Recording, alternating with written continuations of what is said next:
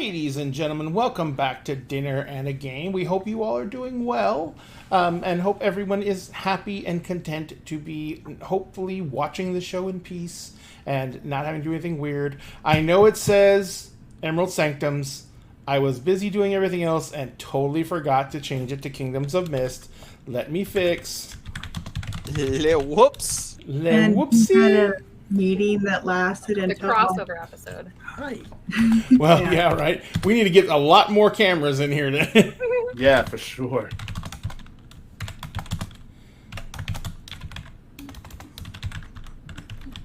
Con, you are being especially needy tonight. That's not good. That's not good news.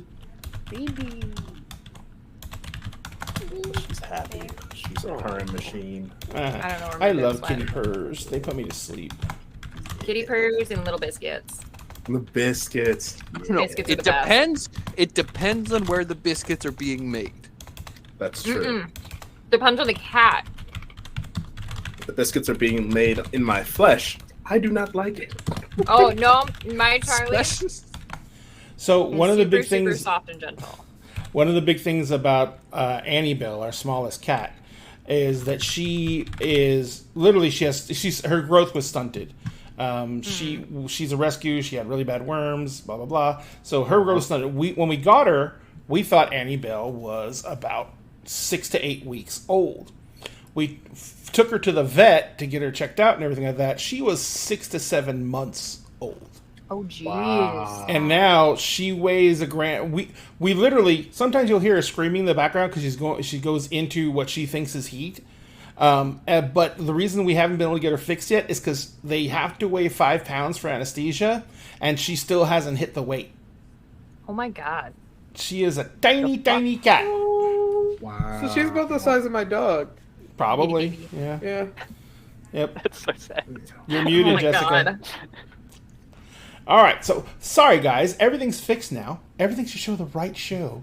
We apologize. Huzzah! And we're going to go ahead and get into the fun and excitement of our Dungeons & Dragons 5th edition campaign called Kingdoms of Mist. This is a campaign that is loosely based off Treasure Planet, just because mainly I wanted to go and fly around the universe in ships in space, but I did not want them to be what's going on. Nothing. Nothing. Rob. Nothing. I missed it too. I was looking down. Wrong title. Yes. Okay. So anyway, and so I created this world for my players to inhabit. They have been helping me build it out, and tonight we're going to go and basically go into the next steps of this world, which means actually leaving the original planet that we started out on. And it's only been a year of actual gameplay, and we're finally leaving the planet. Huh? We're leaving. Possibly. We're on a ship at least. Hey, can we take a nap? No naps. Naps are for the weak. Not even a nap? Never. I am Never. weak.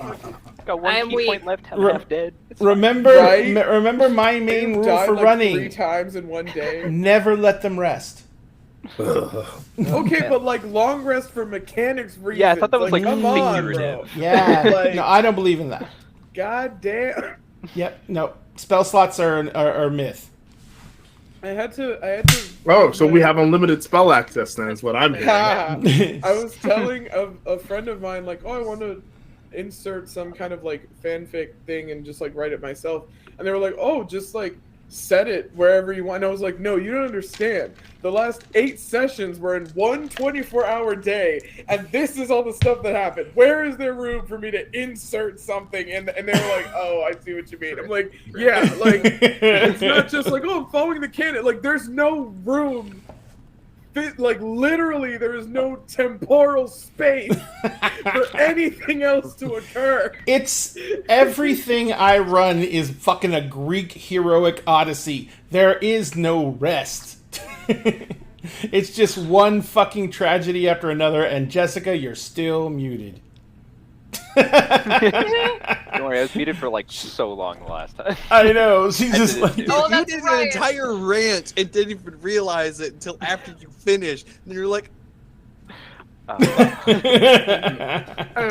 no! So, ladies and gentlemen, once again, thank you for joining us on a dinner and a game. I am joined tonight myself by these amazing, lovely, and incredible people who are going to be playing a smorgasbord of different characters for you to enjoy and you to either help or thwart by using an item we have called Dagger Dollars. You want to help us? Well, you know what? They can help You want me. to help us. You can help me. Now, just You by want to watching help the us show, so you much. gain Dagger Dollars. It's an item you accrue over time. Those Dagger Dollars can be spent to do things like redeem a Hydrate, which Celtic Worm King just did. So everyone hydrate. But if you look in the list of items, they can also be spent to do things like buy rerolls, give someone the effect of bless, give someone a +1 on their roll, and if you get high enough, you can do something amazing things like there's one that lets you make the next person's hit automatically crit and automatically do maximum damage. So you can really affect gameplay with those. Now, if you haven't earned enough Dagger Dollars, or you're just not patient enough to earn to those big limits, you can buy those effects with bits. There's a bits price amount beside each Dagger Dollar reward, and if you use that though, because it doesn't have a coordinating function to pop up in chat to tell us what you're doing, if you're spending bits for an effect, you have to tell us which effect you're buying, because I don't have them all memorized because I'm a horrible person. And you have to tell us who the effect is targeting and what's going on. So you just spend the bits, and when you spend the bits, you type in all that little stuff, and then it goes into chat, and we will apply that into the session. So, and I'm sure the players would love to have your help. They actually spend their own Dagger Dollars all the time because they're basically, Milagros and Sphinx are almost always here. So, so they have billion D Dagger Dollars.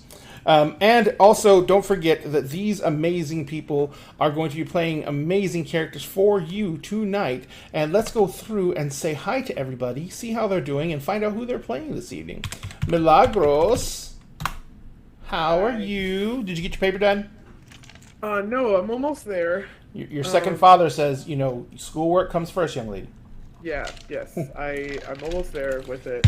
And then Your third father says, do your best. Thank you. I am doing my best. And I did have a couple professors reach out to me and be like, "Hey, you alive?" And I'm like, "Yeah."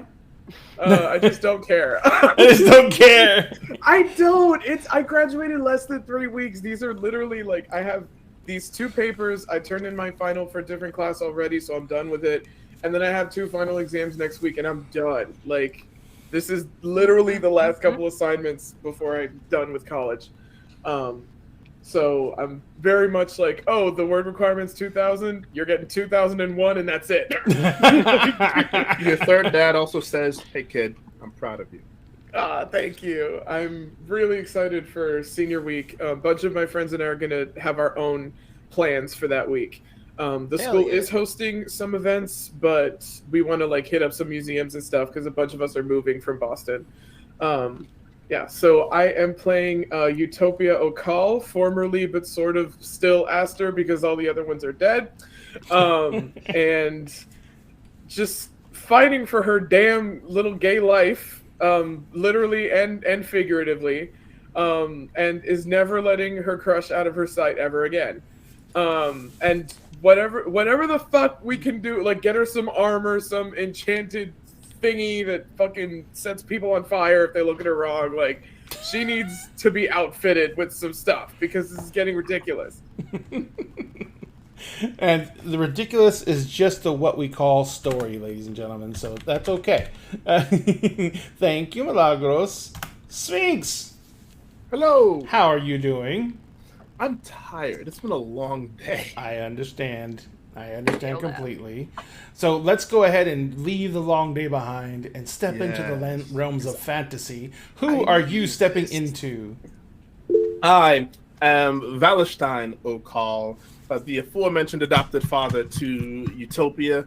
I am the Kalishtar Bard and Shadow Sorcerer who is desperately trying to do everything he can to take care of his new daughter, and also hoping that he might be able to find the person that he has been looking for.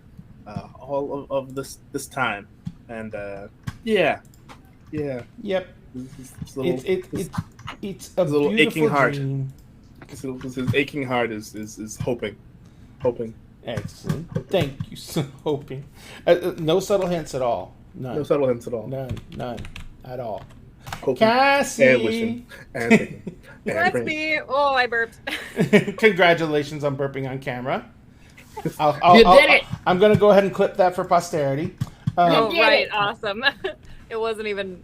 There was no volume to it. She was like, "It wasn't even a good one. Give me a It second." was not. It was not. I can work one up. I got Coke. We'll go. We can do this. Charlie, nobody asked you.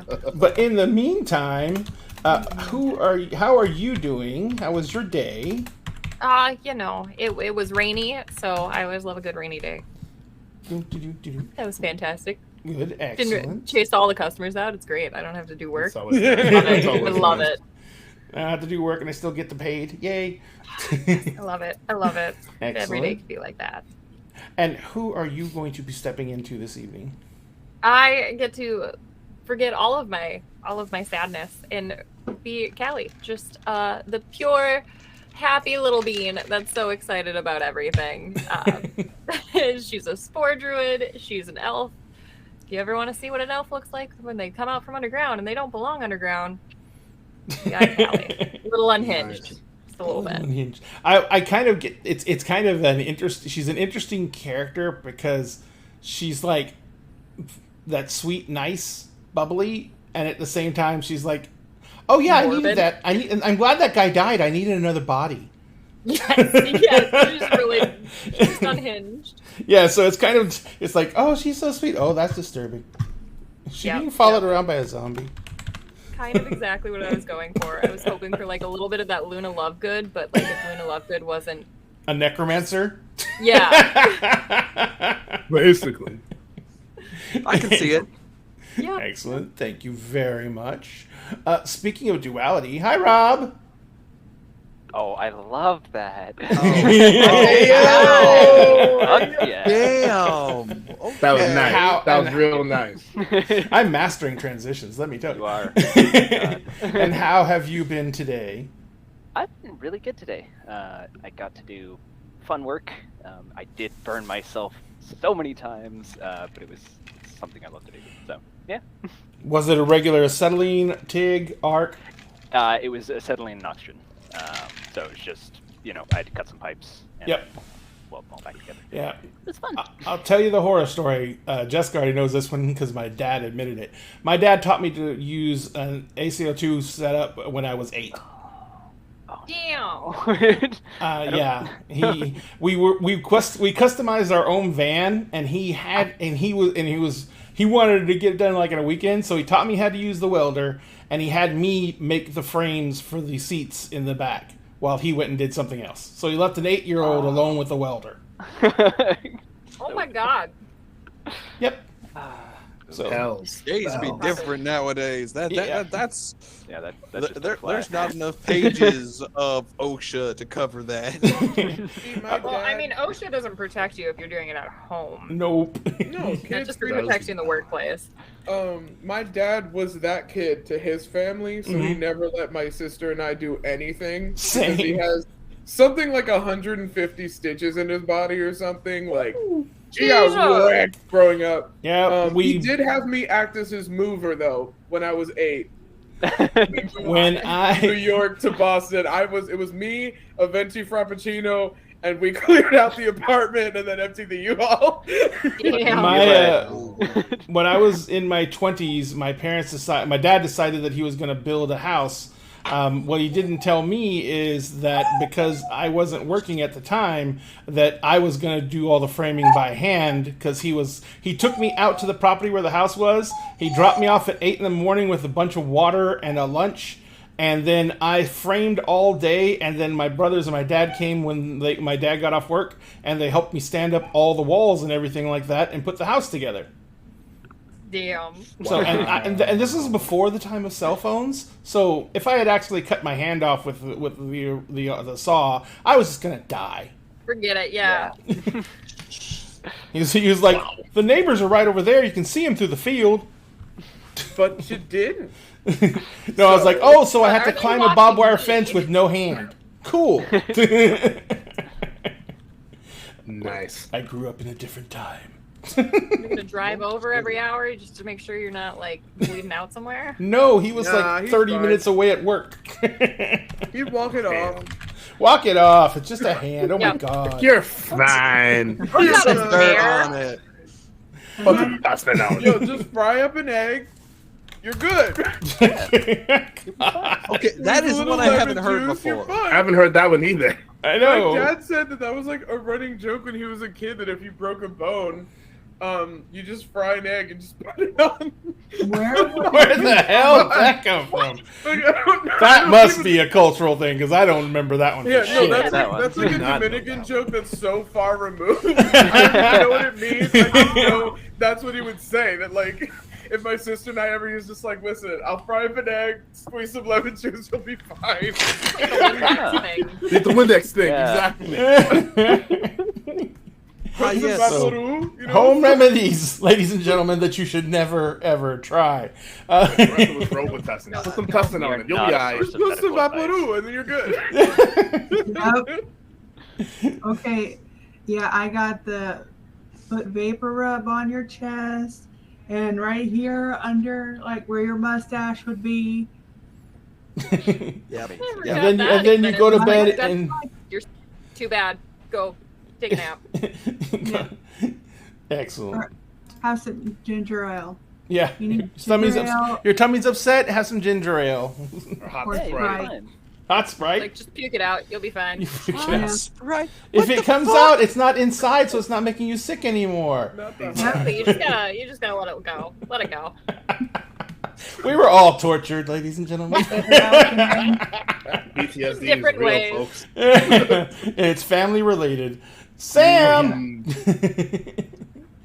What is up, y'all? how was your day? How have we tried Very- to call you? It's been very, very long. I've been working on this paper since noon, and it wasn't till today I finally hit a gold mine of information that I actually really needed like a month and a half ago. So I'm trying to dissect and put everything in the paper as fast and accurately as I can, and just I needed this so much today. you needed the W, huh? Yes. Excellent. And who are you playing? This evening and every Wednesday, honestly, I played Drake, trying to remember, for some reason my mind blanked out again. I think this thing needs to work faster. A Soul Knife rogue with a bit of a rage-filled past, I think is a good way to put it. Yep. Very, as was further discovered in the RP channel in our Discord for Kingdoms of Mist. Uh-huh, and that's just the tip of the iceberg. So Oh, pissed. boy. I've You know what that been reminds me? to- I forgot to ask. Rob, who are you playing today? I'm Hey! playing Air. Air? Aeom. Sorry, that name Air. has been stuck in my head forever. Yeah, I'm playing Aeom. What's it called? I am a fighter and a monk. Level 4 in fighter. I now have a shadow self, or a mist self. And then I have like 7 levels in monk. Yeah. And I'm currently dealing with the fact that I just pledged my soul to a different aspect of my god, who was torn into pieces, and I'm really hoping that this doesn't happen again. I'm just gonna go down the line of gods. It's gonna be like, oh, then I go to Rage next, and then that one's the one that I have to sacrifice my soul to. So Fist of I don't flame. know. I don't know how much SpongeBob all of y'all have watched, but there is an episode where there's a gag that that SpongeBob sells his soul to the Flying Dutchman, and the Flying Dutchman goes to collect, and he gives him an IOU because he sold his soul like 8 times to 8 Yes. different people, and they're just all in line waiting. I remember this. I love that. Well, excellent. And Jessica, What? hi. How are you today? Pretty I good. should have stuck with an easier question. What? Beautiful, baby. I love you. I go to Thelma. That is my beautiful wife, Jessica, who is feeling much better and is here to help actually play with us tonight. Yay! Huzzah! And who are you playing this evening? I am playing Desdemona. And Desdemona is... Badass. Well, there we go. We don't need to know anything else because that sums it up, ladies and gentlemen. Desdemona is a half or... Ow! Fornicate. Okay, I have bent 2 earrings trying to get in this earlobe. I'm starting to think I need to have my ears re-pierced. Okay. Sorry. No problem. That's- I will stab that it is later. Annoying. What? That didn't come out as I think as I think it was supposed to come out, but Okay. They're married. It's fine. It's fine. Yeah, It's fine. It's fine. it's only a little. And Wow. Okay, so Desdemona is a level 10. Sorry. Grave cleric of Morden. dun, dun, dun. Which is a dwarven god, and she's a half-orc. Dun, dun, dun. There's a story there. There it is. We'll spill the tea on that later. Gotcha. Excellent. A few kegs in, because dwarf. Yep. I'm Absolutely. Legit. Now, ladies and gentlemen, as always on Dinner in the Game, we're doing a couple of little things here and there to try and make everything a little bit more hospitable for you all. First things first is we are going to be doing some giveaways, as always. The first giveaway we're going to talk about is we're going to be giving away a set of books. Now, this book giveaway is based on people who follow us here on Twitch. If you do not already follow us, please do so, because when we hit 1,000 followers on Twitch, we are giving away this set of D&D 5e books. It's the core set with the Player's Guide, the Monstrous Manual, the DMG, plus that GM screen. It comes in that amazing slipcase. And this set of books is going to be given away when we hit 1,000 followers on Twitch, of which we're at 730 already, which is freaking amazing, and we couldn't have done it with y'all's support. So as soon as we get to 1,000, we're going to give this away. So don't only just follow us, but if you can, tell other people about us. Share the link. Let them know what nights we game. Let them know what's going on so they can be here too, and they can actually get some chances to win these amazing prizes. Because also, over on our TikTok, we're going to be giving away this, which is a 3D printed Wizard's Tower. It is 9 inches wide, 11 inches tall, 4 stories of mini goodness. It's got stairways that go up to each level, and it breaks down to individual pieces that are small, that can become small enough to fit in a high-top shoebox easily. We'll be giving this away. We hit 1,000 followers on TikTok. We're at 930 something, I think. And so we're almost there. We just need a little bit of help to get over that edge. And we'll be giving that away when we get to that point. Now, we did a vote the other day to see what actual new minis we're going to give away, because at the break, every show we give away a miniature. These are 3D printed minis that are printed out by me, and we give them away on the show. This week we did a vote in our Discord, and the winning vote was for a set of minis from Loot Studios called The Cult of Hunger. Now, this set of minis is based around a pack of gnolls who are attacking a church. So, first off, we're going to choose a mini from either this group of heroes who are on the docket, or this group of the Gnoll pack with their cultists, because the Gnolls worship an insane god of voracious appetite, and it does have human cultists who worship him.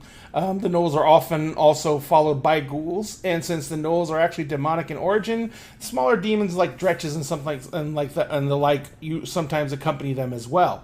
Now, all these minis plus the heroes are available to be chosen for the giveaway at the break. We do that every single show. We will allow you to vote on which mini you want to be given away, and then we will do so at the break. However, if we ever complete a hype train during the show, we will, like we did yesterday on the show, give away the Cathedral. That was so cool. That hype train was awesome. Yeah. Now, the hype train last night unlocked this. We're giving it away. We already gave it away. Milagros won it. Which was fake. Yes. That was fate. No, the cathedral is going to come with everything you see here. It comes with the entire building, which obviously the top comes off. You can see inside of it. It has all the different pieces. It has the statues that are out front. It has the statues that are inside. It has the benches. It has the altar. It has everything that comes with it except the minis. The minis are actually part of the other giveaway. Now, all that being said, we're going to give this away if we do a hype train completed this evening. Now, normally we also have another giveaway that we do, which is in case of starting a hype train. But there's usually in the sets three different sizes of minis. There's a typical normal minis that you use for characters and monsters. Then there's a bigger version of some kind of bigger monster. And then there's the giant model, which in this case is the cathedral. Oddly enough, in this set, there isn't one. So I'm trying to find something else to throw in there that's kind of themed in the same way. And I think I might have found it because I found a Knoll-based dragon mini in another set that I'm going to try and find the picture and put it up on break. But I think I'm going to give that away. What? I think Sphinx wants it. Sphinx wants it? I just see him blinking a lot. I just assume he's giving me Morse code. He's batting his lashes. Yeah. Dragon, you say? It is a Knoll-based dragon. Let me see if I can find it real quick. Dragon these. I'm not gonna do Don't. that. Don't. Were you about to do these? Maybe. Yes. Maybe. No. Maybe worse. Maybe worse. Okay, but that's no, I'm uncaffeinated. You're uncaffeinated? You're drinking Monster right now. Exactly. I need to be caffeinated. That's Sam's uncaffeinated. Did No, you do trust the me. whole day without caffeine? That's The half cap. I've been that focused on my paper. Yes, sadly. Let's say No, this. I mean, I found it. You do not get to meet drunk me by me drinking, because for some reason my resistance intolerant to alcohol is stupid high. You get to meet drunk me when I'm fatigued and tired to the point I start to go just a little bit loony. Yep. God, Yep. one drink and I'm on the floor. sleepy I'm a loops. lightweight. Alrighty, I'm going to open it up because I found it. Let me go ahead and bring this image in. I want to see it.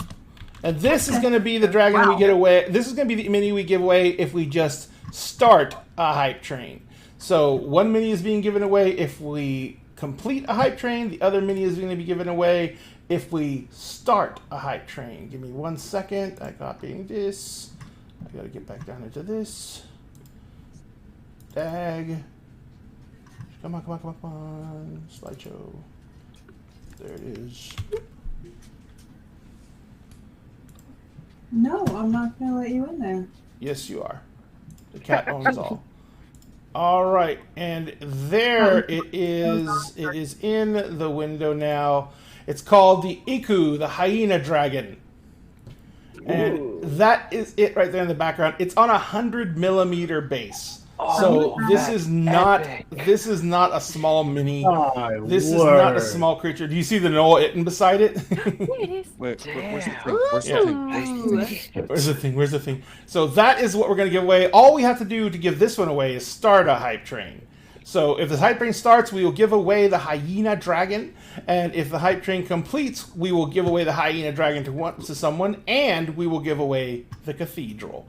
So all that being said, and that was a lot to say, and I'm sorry I took so long. I really apologize. I want to love it and hug it and squeeze it for my very own. I need it for reasons. I need it for reasons. And it's not for cuddling. I do not need that. I would To somehow you. find a way to paint a Joker Not for motif cuddling onto to it. you. Oh, Who thank you wants to very do much. Machima?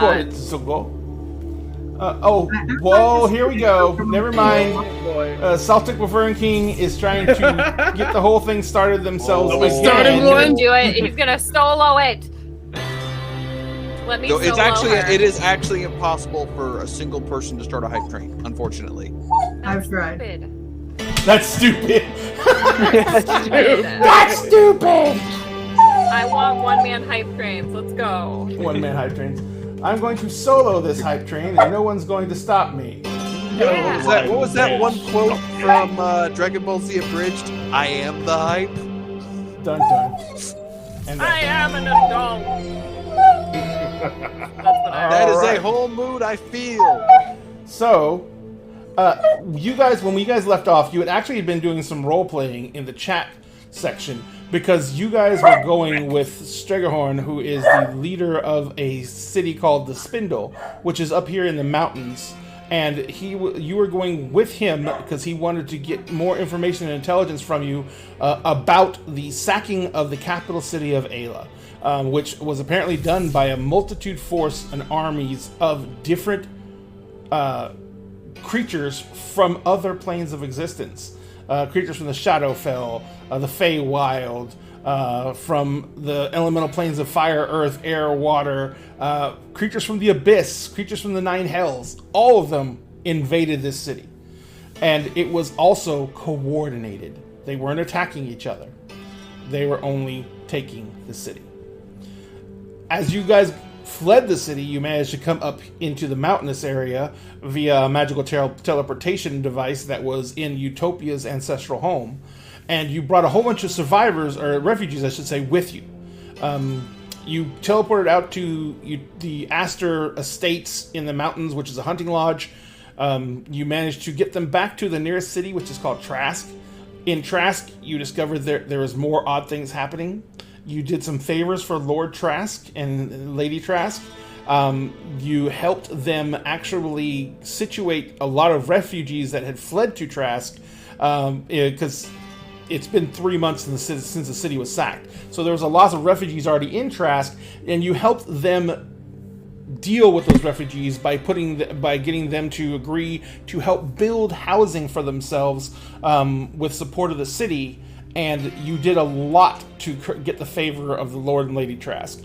All of a sudden, out of nowhere, well, not out of nowhere, Jaegerhorn, who is the leader of the Northern Reach, which is what the mountains are called, and is the only real living member of any strong central government, because one of the things that happened when Ayla was attacked is that the parliament and the capital structures, which were all on one peninsula of this cliff overlooking the ocean, somehow that entire peninsula fell into the ocean and took everyone with it. So there is no real acting government right now. There is some military, and Jaegerhorn showed up with a Dreadnought, and you guys immediately had to defend him from an assassination attempt. One of the assassins escaped. You guys, and also the person that Jaegerhorn thought was his assistant tried to frame Valestein for his murder. And by that I mean the assistant's murder, because the assistant immolated himself and tried to make it look like Val had cast a spell on him. Everything kind of went to chaos. They discovered that the assistant's body left on its own, even though it was horrifically burnt. They tracked the body down by following the greasy smears of fried human fat. It was great. And they tracked the body down while Callie was giving Aom a flying tour of the city. Hey. And they basically found the creature, had a horrific fight with it. It was defeated, but they don't know if it was destroyed. They came back, they finished talking to Jaegerhorn. Jaegerhorn told them that he wanted to bring them back to the Spindle so he could ask them more questions. And you guys were at the point where you're getting Jaegerhorn's ship is being re-equipped and resupplied. There was some damage done to it apparently in the attempted assassination, and so now you guys are poised to leave Trask and head to the Spindle with Jaegerhorn. So what are you doing? They need to go into settings and change the cooldown. Cooldown So for we what? can do the hype train. You can't change the cooldown on the hype train. No. Well, that's what Celtic Oh. Wyvern King said. Oh, that maybe yeah. it won't let us start one. Hype Oh. trains Had one do yesterday. have like a cooldown setting. Hang on one second. Uh-huh. I'm going to figure this out because I don't know how to do this stuff. Hype Do train. you want us to RP in place while you try to Yes, figure that please out? do so. Cool. Settings. But yeah.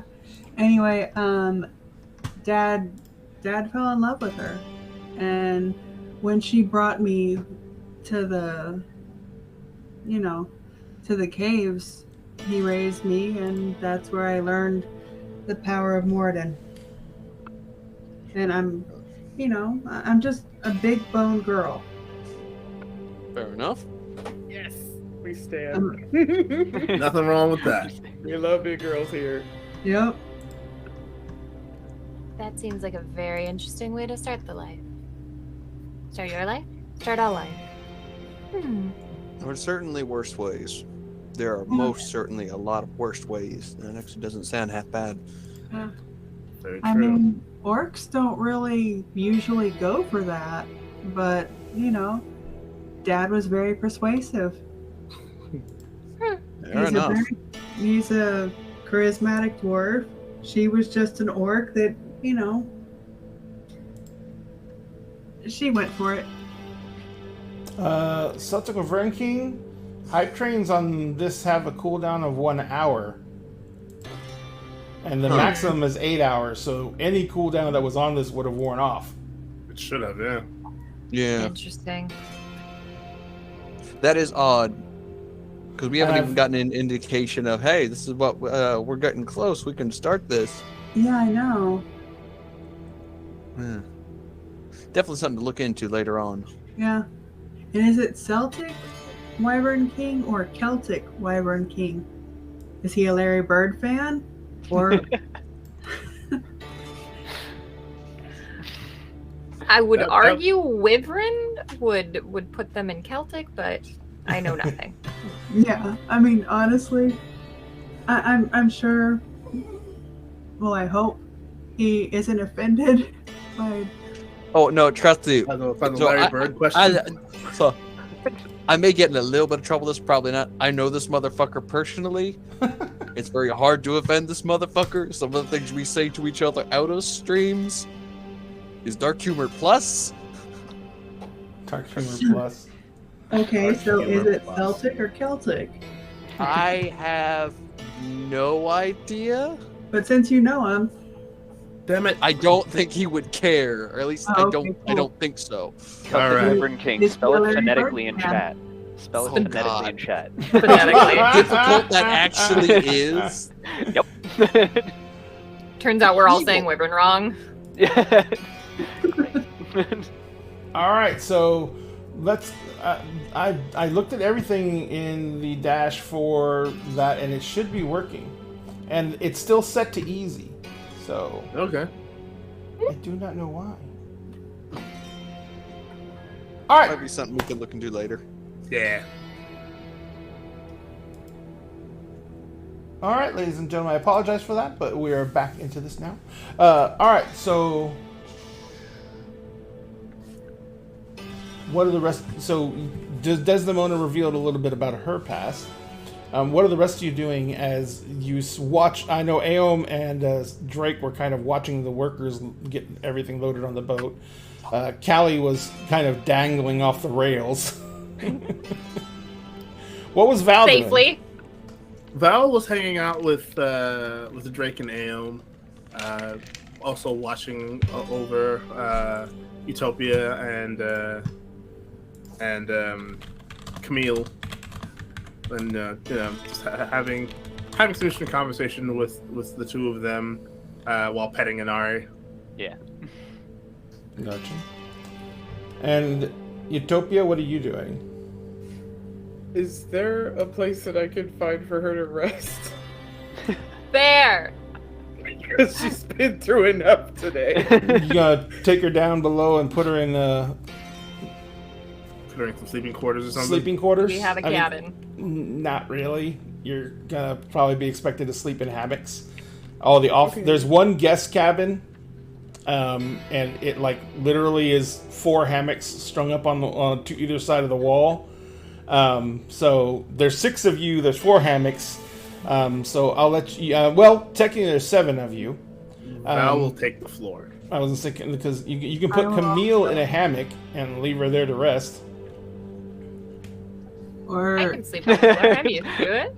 I'll The live on dreaded question. Oh God. the floor. This Who's might be some bunking of y'all's who? first time sleeping in a freaking shipborne hammock. This is gonna be an interesting experience for some of y'all. Well, there's one thing that's very odd about the airships versus water-based ships. The airships don't rock. They don't sway.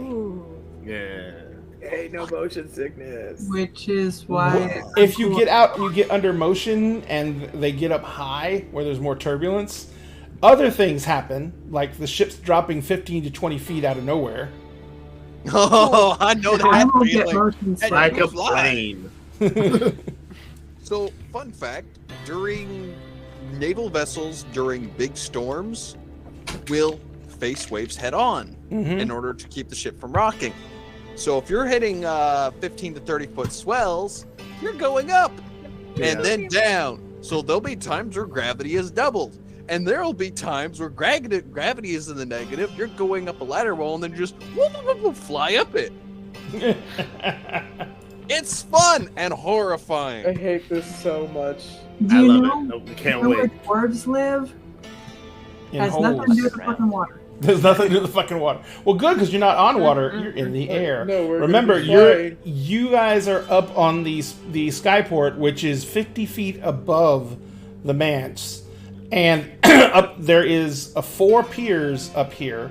Well, technically it's 2 piers, but there's berths for 4 large ships. There's also smaller piers for private ships, but there's 4 large piers. The Dreadnought is on the outside edge of one of the large piers. There is no other ships up here currently. Most of the private yachts have been taken as the people fled the city, looking for safer places to hide than in a city with a large population. And there hasn't been many other ships that have come into Trask since the entire sacking of Ayla happened. So as you guys are getting there, Striggerborn comes out. He comes up and looks at you all, and they say,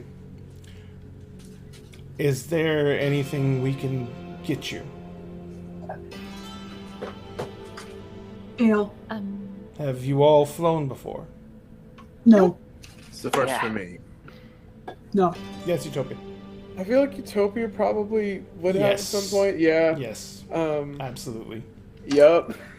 So you know absolutely know what to expect.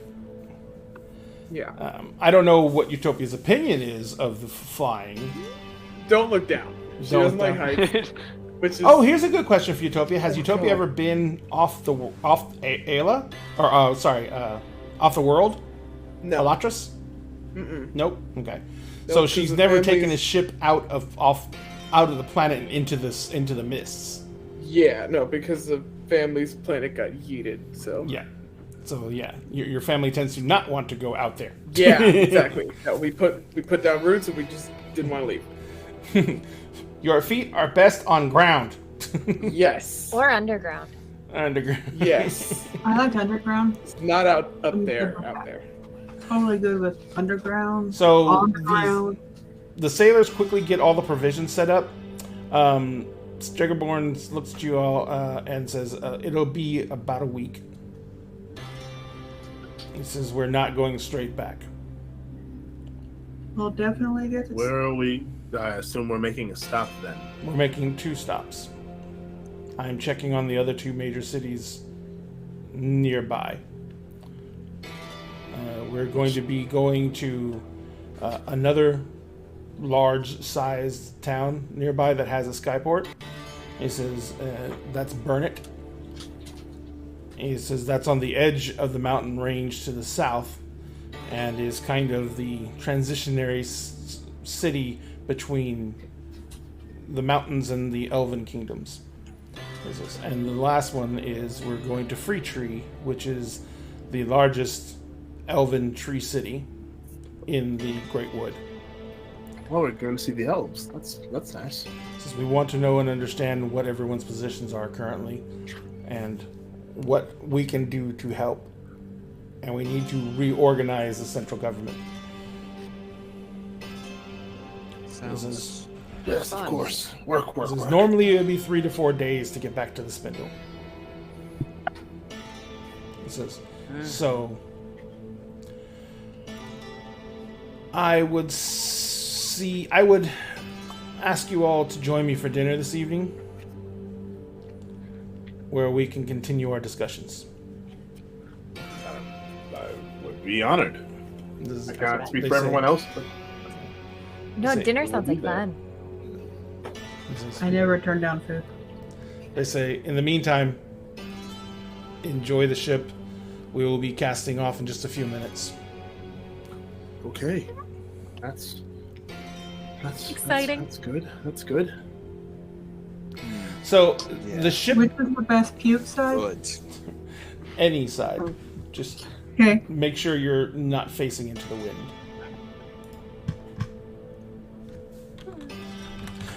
When we get underway, the wind direction will be very obvious.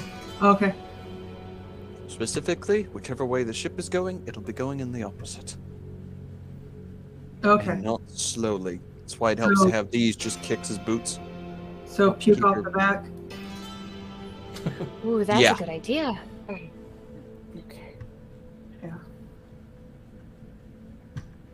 Aeom heads off towards the ship's galley.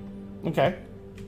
Uh, There is a older looking half orc running the galley. They're graying. They have one eye. They're basically the galley looks like any typical galley on a ship. There is a large stone built out cooking area, which basically is just there to hold coals and keep them from touching any wood. Normally there would be stacked wood all over the place and wood coals in there, but you notice in this particular ship there is a giant red gem underneath the cooking area, and the gem is cracked, but it still glows a bright red, and you can feel the heat it's putting out from here. To the left of that, there is what looks to be some kind of stone oven that the gem is partially in, and the half orc is currently bent down and pulling out a loaf, a rack of what looks to be bread that was baking in the oven. You can smell the sense of cooking in here. There is a very large pot on the stove, and that looks like on the stovetop, I should say, that smells like it's probably some kind of hearty stew, and there is a huge container of water in one corner that takes up actually the majority of this room, because the room is not absolutely massive in size. And there's vegetables in various states of prep, and the half-orc spins around as you come in and looks at you and says, "No snacking! Meals are in an hour." Oh, do you have any green apples? Do I have any green apples? Yeah, specifically. He says, "Look in the bin, third one on the left." Does and that you turn count as around. Snacking though. Huh? Will I be punished? Does that count as snacking? He says, "If you get out of my kitchen, I won't tell anyone." Perfect. On the on the wall behind you, as you come, literally as you come in the door and you look to your right, there is a rows of hanging wicker baskets, and on the third row on the left, because there's like 4 rows. The third row on the left, there are different types of fruits and vegetables in each basket. Like at the top, in the top basket, there's like apples. In this middle basket, and the next basket down, there's like dried peaches. And the next basket down, there's like there's oranges. And in the last basket down, there's like lemons and limes. Hydrate and posture check. Shit. What? That one cleric Sit main. like a human? Oh, Oh, no, and- the cleric and maid is stretch. making us take care of ourselves. Hey, look. It's like, hey, look, I immediately turned myself into a one-armed man. Dun, dun, dun. Ooh, something popped. Something went popping. That's Oh, sometimes a good thing. oh, yes, something did, but it felt good. Yeah, right between the shoulder blades. Oh, I can't Yep. get that. All right. That's what she said. My So- back says nope. In the bin with apples, it's like there's a variety of apples. You're pretty sure they probably just bought whatever they could get their hands on. So you just hunt through the bin until you find a green one. Yeah, Aeom will just pull out every possible apple until they find a green one. Okay.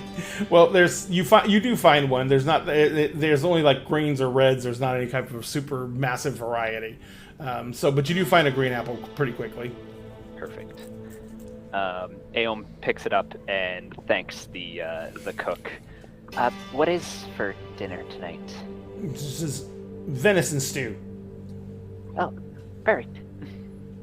Thank you.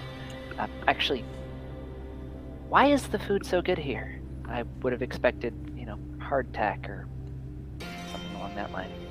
When we come into port, we always get fresh supplies. They don't last, so we use them up quick. Don't expect this on a daily. And especially don't expect this if we get into a fight. She's like, I'm also a gunner's mate, so there's no time for cooking.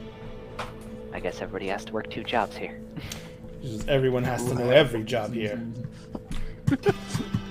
I'll keep that in mind. Oh, that's a kick in the nostalgia, and not the good kind. And Aeom heads out to find Desdemona. Where is Desdemona in all this pandemonium? Puking off the back of the The boat. boat hasn't even started moving yet. And it Well, doesn't no. rock and it doesn't shift when it's in port. Is it like anxiety puking? Anxiety puking. Yeah. We're too high off the ground. We're too high off the ground. We're too high off the ground. Okay. It's going to Dwarf, move. Eventually, it's going to move. which of those flies? Any which one launched out of a catapult. Yeah. Nobody tosses a dwarf. Lies. They toss Gimli. Don't I'm tell an the elf. elf. You were not supposed to tell anyone. Exactly. I am the elf.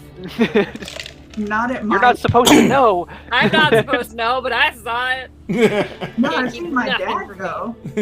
All right. So, but where is Desdemona? Off the back of the boat? I'm looking around, freaking out. I'm not supposed to be on water. No, I'm not. I'm on the back of the boat doing that, singing a little song to myself. I'm gonna be a bard in a minute. Yep. Nope. Don't need to be here. I'm freaking my shit, man. I should not be in the air. I'm a dwarf. Aeom comes walking up behind Desdemona. Desdemona? Sorry, I know we're still new to each other. I noticed that you felt really off. I'm a dwarf. We're not supposed to be on the water. I grew up with dwarves. They never liked to fly. No. No. And Aeom passes over, just it sort of grabs one of Desdemona's hands and places the green apple in it. This helps with, I don't know if air sickness counts. It helps with seasickness. That works. Thank you. No worries. So yeah, you're really good at killing yourself. Could you quit that? Yeah. It's a talent. And Aeom sort of looks away. Yeah. Okay. So here's the thing.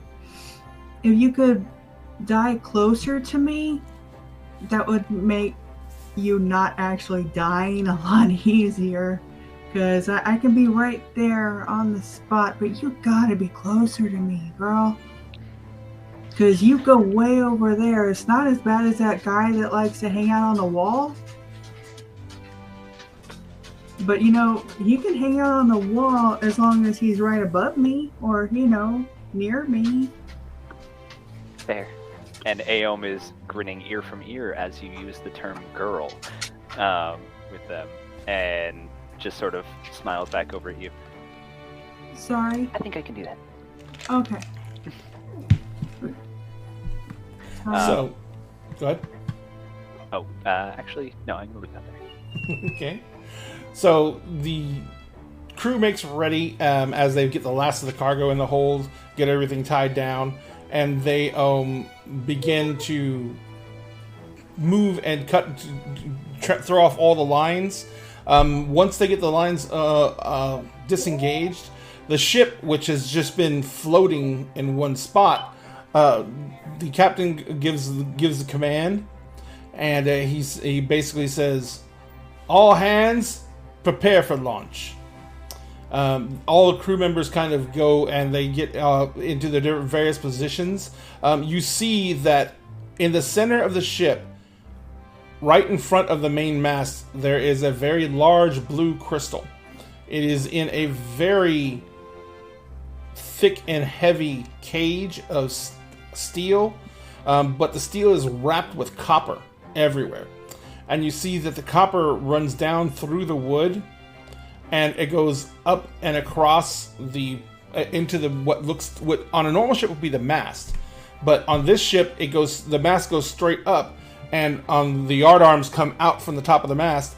And then as the captain gives the orders for everyone to take their positions, a huge fan comes down out of the actual yardarms, and that fan comes down and it's made of sheets of copper that roll down and out, which are interconnected with that copper cabling. When the fans roll completely out, several of the sailors run up and grab some of the copper cabling from the bottom of the fans, and they go up and they attach the copper cabling into that big, large crystal. The captain is standing up on the at the poop deck where the actual controls for the ship are. But instead of a giant wheel like on a normal ship, the controls for the ship are a huge, spherical, smoothly polished stone that is glowing in muted shades of red and blue and green. And there's a navigator who has his hands on it, and they move their hands about the crystal, and apparently it does something to the ship itself.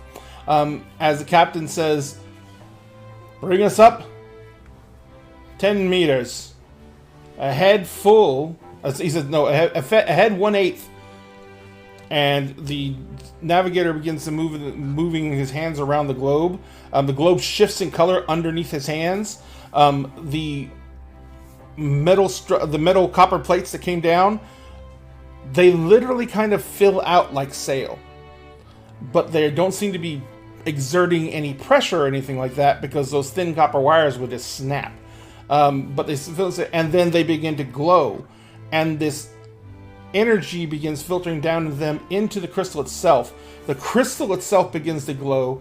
That same glowing power runs down the copper wires that come off the bottom of the crystal and into the somewhere in the hull of the boat.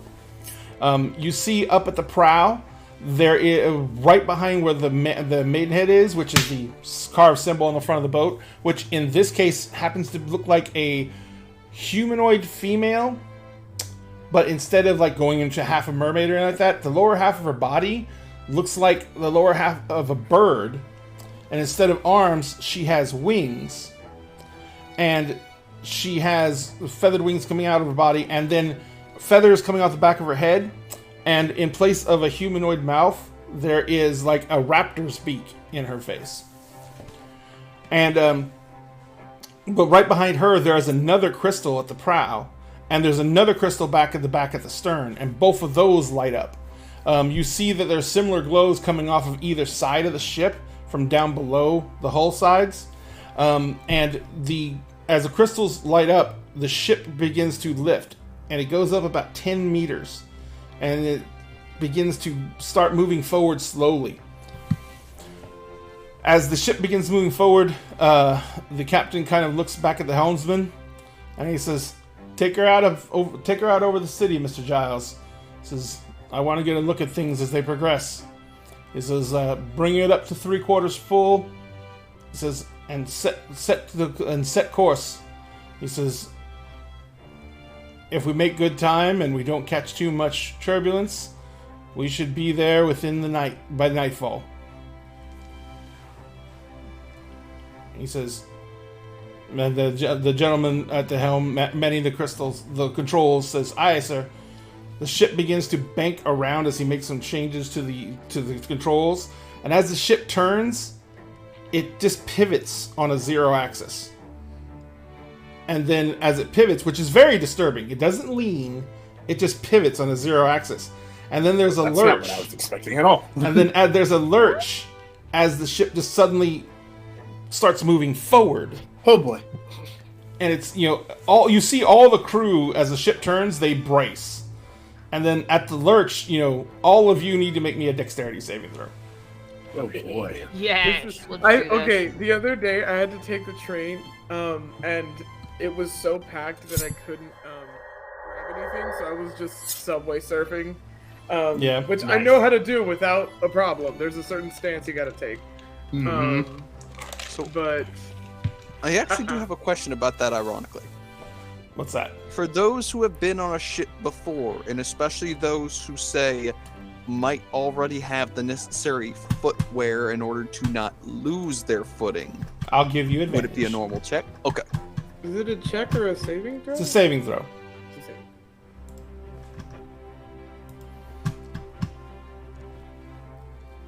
I think I'm gonna like sailing. Callie. I might need to refresh because I can't open my thing. Yeah, go ahead and God refresh real quick. Sorry, dexterity saving throw. Dexterity saving throw, yeah. Not terrible.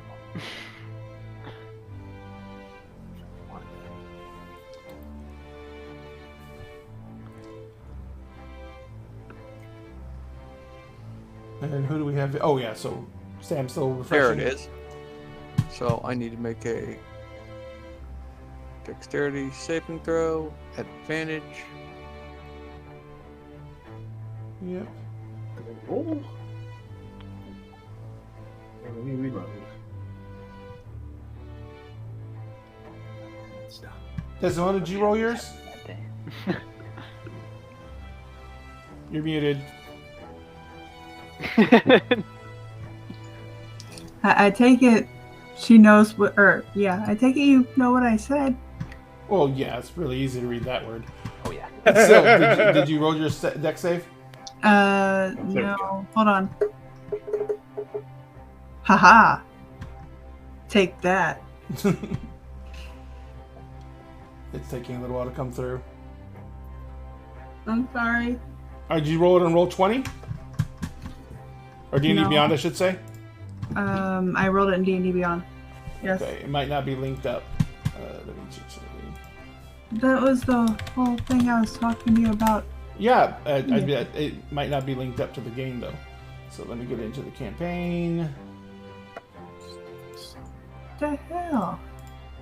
Looks like I got a 17. Yep. What'd you get, Jessica? Whoa, okay, that's fun. Sorry. Why is there two of you? We've got two. Oh, That was fun. oh, You're muted again. curse my sensitive ears. Yeah, same. Alright. Let's see here. Okay. You missed me saying shit a whole bunch of times, and I thought I was in because I seen you right there, but apparently I'm not in. So what I rolled was a 17, Yeah, but I I have see a it. +1, so an 18. Got it. Alright. So the only one who failed was Calavatia. Calavatia, sorry. So what happens is there's a huge jar as the ship starts moving forward. And when that happens... Can't hear you. Nothing. No. Okay, no, it's not. No, it's me. It's- It's me. I was muted. Oh, okay. So the only one who failed was Callie. Oh, um, rip. As the ship turns Oh on the my 0 degree ass. axis and the momentum is made to go forward again, the ship basically lurches, and everyone on board has grabbed something or stabilized themselves, except Callie, who has been no idea. fascinated with all the movement and all the commotion going on, and it doesn't even really dawn on her. She's watching everyone as she's people watching, that everyone seems to be suddenly bracing. So Callie just is completely blown off their feet as the entire boat lurches underneath her. And it's not a small lurch, so literally when you go down, you like tumble for a little bit. And right before you're literally going to go roll right off the rail and go off the edge of the ship, a sailor catches you, like That by was the arm, fun. and they look down at you and is like, I don't think you understand what that word means. You almost died. Oh. Well, Jake says that's okay. It happens all the time. Who? My friend? Oh. It doesn't happen all the time. Oh. Whenever we change direction, the boat has to reestablish momentum. It's going to be a big bang. Okay, so bang, spinnies. No, spinnies, then bang. The ship spins. You're not supposed to spin. Val's just in the Oh, background. okay. Bang, bang, bang it, bang, bang, bang, bang it, bang. Hey, just wait till we bank so hard. Just wait till we bank so hard that you can literally just walk on the walls. What? You just do With- that I all the wanna do time. It's that. not impressive if you do it. I mean, without the need of these. Trust me, it gets wild sometimes. The sailor who's helping Callie up looks over at you, Drake, and says, "The only time we ever have to bank is when we're making corrections in space. Huh. And then the artificial gravity keeps us on the deck."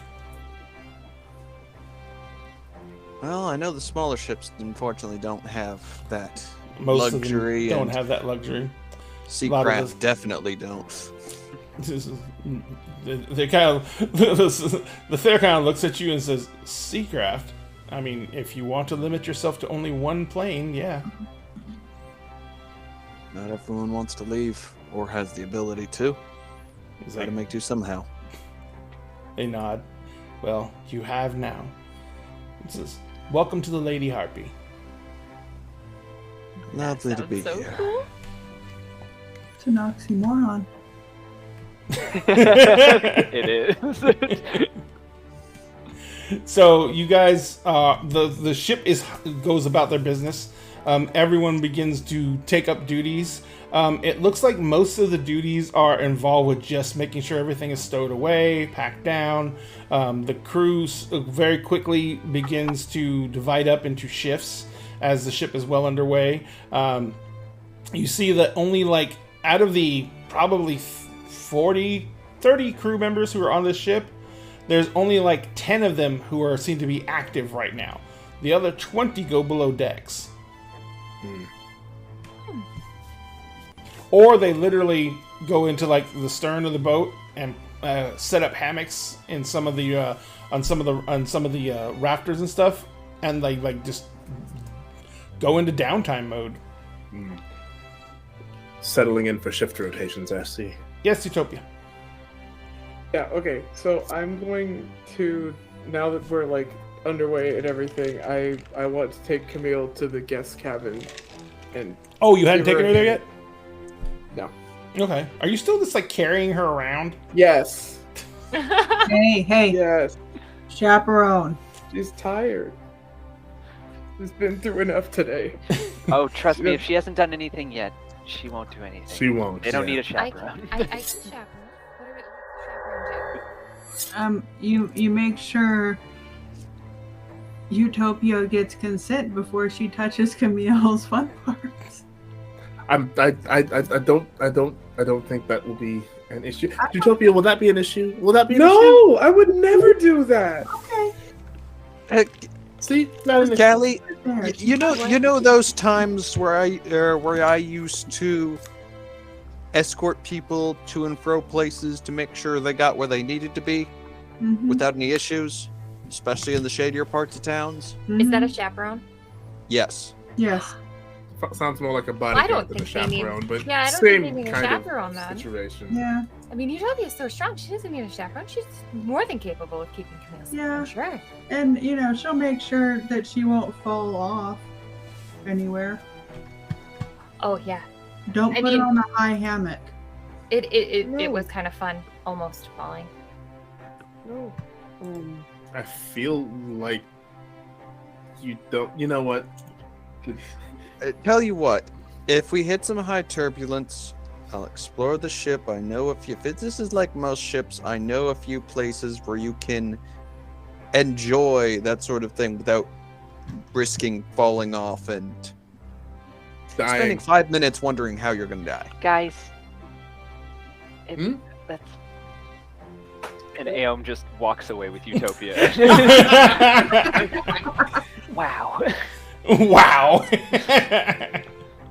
All right. Thought I was My parents were rabid.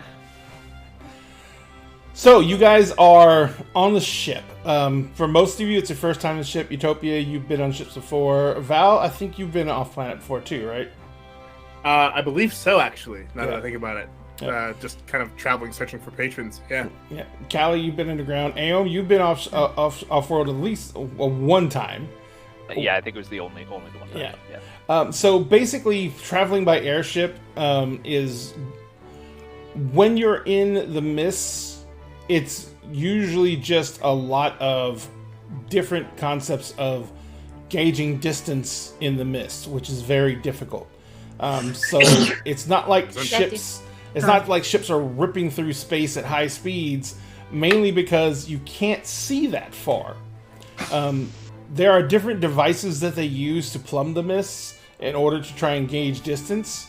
But when you're on planet, you have to deal with things like actual weather and turbulence. And so these things are factors that these ships are not overly designed to handle. They're definitely made to be able to withstand it. But the actual forces and stress of the vehicle flying can be quite as bad as extreme weather. So there's that. There is a lot of stuff happening on the deck. Most of it involves people checking on the crystals and the different statuses of the crystals. You know from what they're shouting that there are crystals that are designed just to provide lift. There is different sets of crystals that are designed to provide propulsion and thrust. There are separate crystals that provide in what you would assume is a way to be able to survive in areas where you're in space and there might not be air to breathe. And there's other crystals that are there to provide safety and security while in certain areas like that, both providing the ability to remain in place on the deck, as well as the ability to screen out and shield out unwanted items that might come too close to the ship. From what you understand, most of these devices are, except for the lift and the thrust crystals, are not employed while you're inside an atmosphere. But there are still weapons on this ship because this is a Dreadnought class. So there is a lot of crystal cannon down below. And the crystal cannon works on the same basic principle as the thrust crystals that are used to propel the ship. The difference is that the crystal cannons are mounted in such a way that that the thrust that comes out of them is focused down into a very tight channel or beam, and then it's fired at other ships or other things, because there are giant things that roam the mist. So you guys are pretty much given your free leave to move about the ship. What are you guys going to do? As long as you stay out of the way, of course. I don't know how to do that. So what you're saying is we are free to move about the cabin? Yes. Okay. Let's try to get that out. Shatner would like to say hello. Okay, before Camille knocks out, I did want to have a little bit of a conversation with her. I checked my inventory, and I want to give her the signet ring that I have. Okay. All right. So you put Camille. You gotta take Camille into the cabin, and she, she's like, as you go to set her in the hammock, and she's like, she's kind of blurry. She's mostly like being nodding on and off. And as you set her down in the hammock, she kind of looks at you, and she looks up at you with that kind of blurry face, and she says, are we on the ship? Yes, we're on the ship. We've taken off. Okay. She says, I don't... what about everyone else? Oh, everyone's here. Just kind of I mean, Callie almost fell off, but she's okay. No big deal. Camille's like, her eyes get a little concerned, and she almost fell off? She was hanging out on the railing. She didn't know that it was gonna move the way it did. Okay. Oh, she's okay? She's okay. She's Okay. Do you need me? And she starts trying to get out of the hammock. Do you need No, me to go no, prepare dinner, no. or? No, absolutely not. Oh, No, okay. no. You need to rest. You've dealt with enough today. Oh, I mean, didn't really deal with anything, but I got kidnapped. Okay. We can talk about all of that another time when Okay. when you're more awake. I mean, I'm waking up.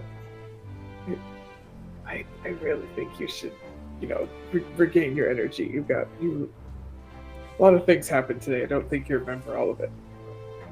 Okay. I take your word. Okay. What? Well, what? I'm just gonna lay here? Yes? She looks at, where's all your stuff? Have you got, where's the bags? She's like, how did the bags get on the ship? She says, who's gonna get your clothes ready? It's okay. Don't worry about that right now. That's literally what you pay me to do. It's paid forward at this point with how much you've dealt with. I don't think that's how that works, but okay. Well, if I'm the one paying, I think we didn't write anything down, but I'll say what the money is for, and I say that you don't have to do anything right now. Okay. All right. Thank you. Yeah. Thank you. So she kind of looks at you, and she kind of half grins, and she says, "So, I almost died. Is that what it's like? Like all the time?" What do you mean? Well, you go out all the time and mess with these people, right? Yeah. And you're always out there. And I've seen what Aeon looks like sometimes when he comes back. Yeah. He's all beaten up. Yes. And even Val, he comes back all beaten up. And you come back with new dents in your armor everywhere. Yeah. And the Orc brothers, they used to come back all torn up. I could have sworn one time Sugash was literally dead when you brought him back. Yes, that's true. So, I mean, is that what it's like? All the time? It has been since all of this started. Pretty much. You know what the funniest thing was? What? The entire time all that was happening, I wasn't scared. Why? I knew you guys were coming. And she kind of stops and she looks at you, and her expression changes, and her expression kind of she changes, and her eyes are looking much sharper and more awake, and she says, "I knew you were coming." Yeah, yes. I know you wanted to run, but you're my responsibility. I can't let something happen to you and just leave you alone to deal with it. She just reaches up her hand, puts her fingers on your lips, and goes, "I'm an adult. You're an adult. I'm my responsibility. You're your responsibility. If we start getting distracted with things like that, then one of us is going to let down the other. And in the life that apparently we're going into, that could mean someone's dead."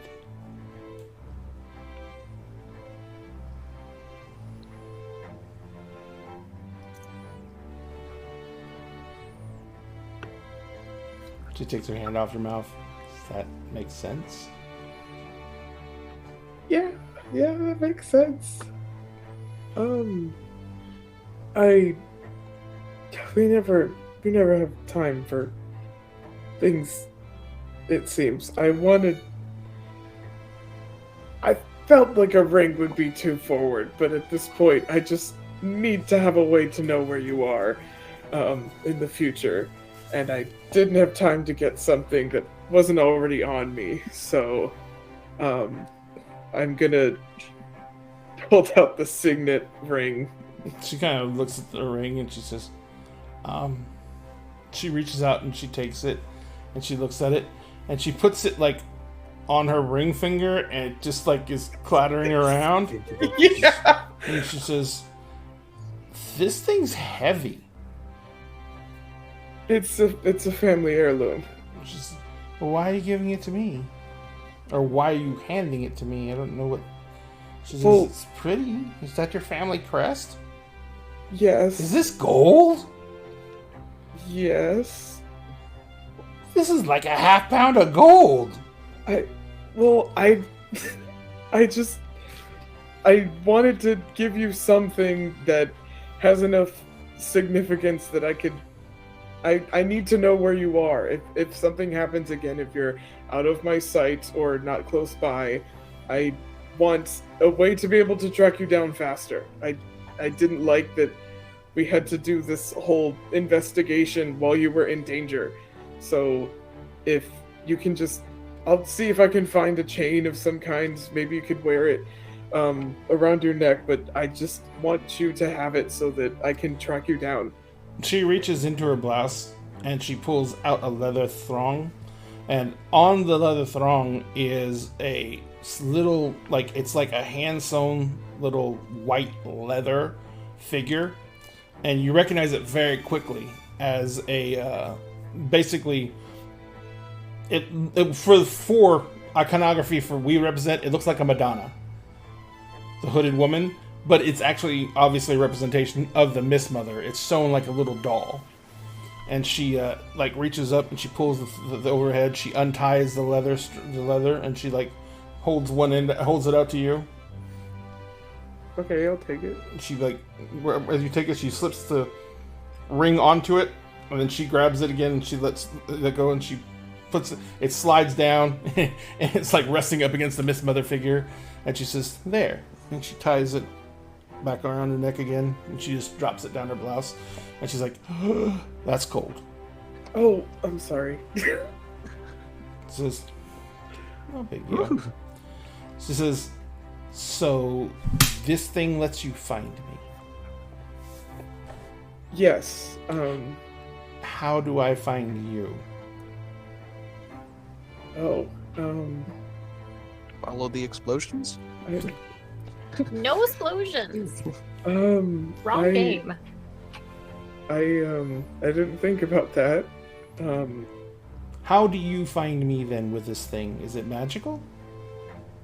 I have magic that I can use to find it. Can you teach me the magic? Oh, I could try. Well, where does your magic come from? Well, I thought I was human, but it comes from, I think, whatever happened back in my family to make us not human. You're not human? No.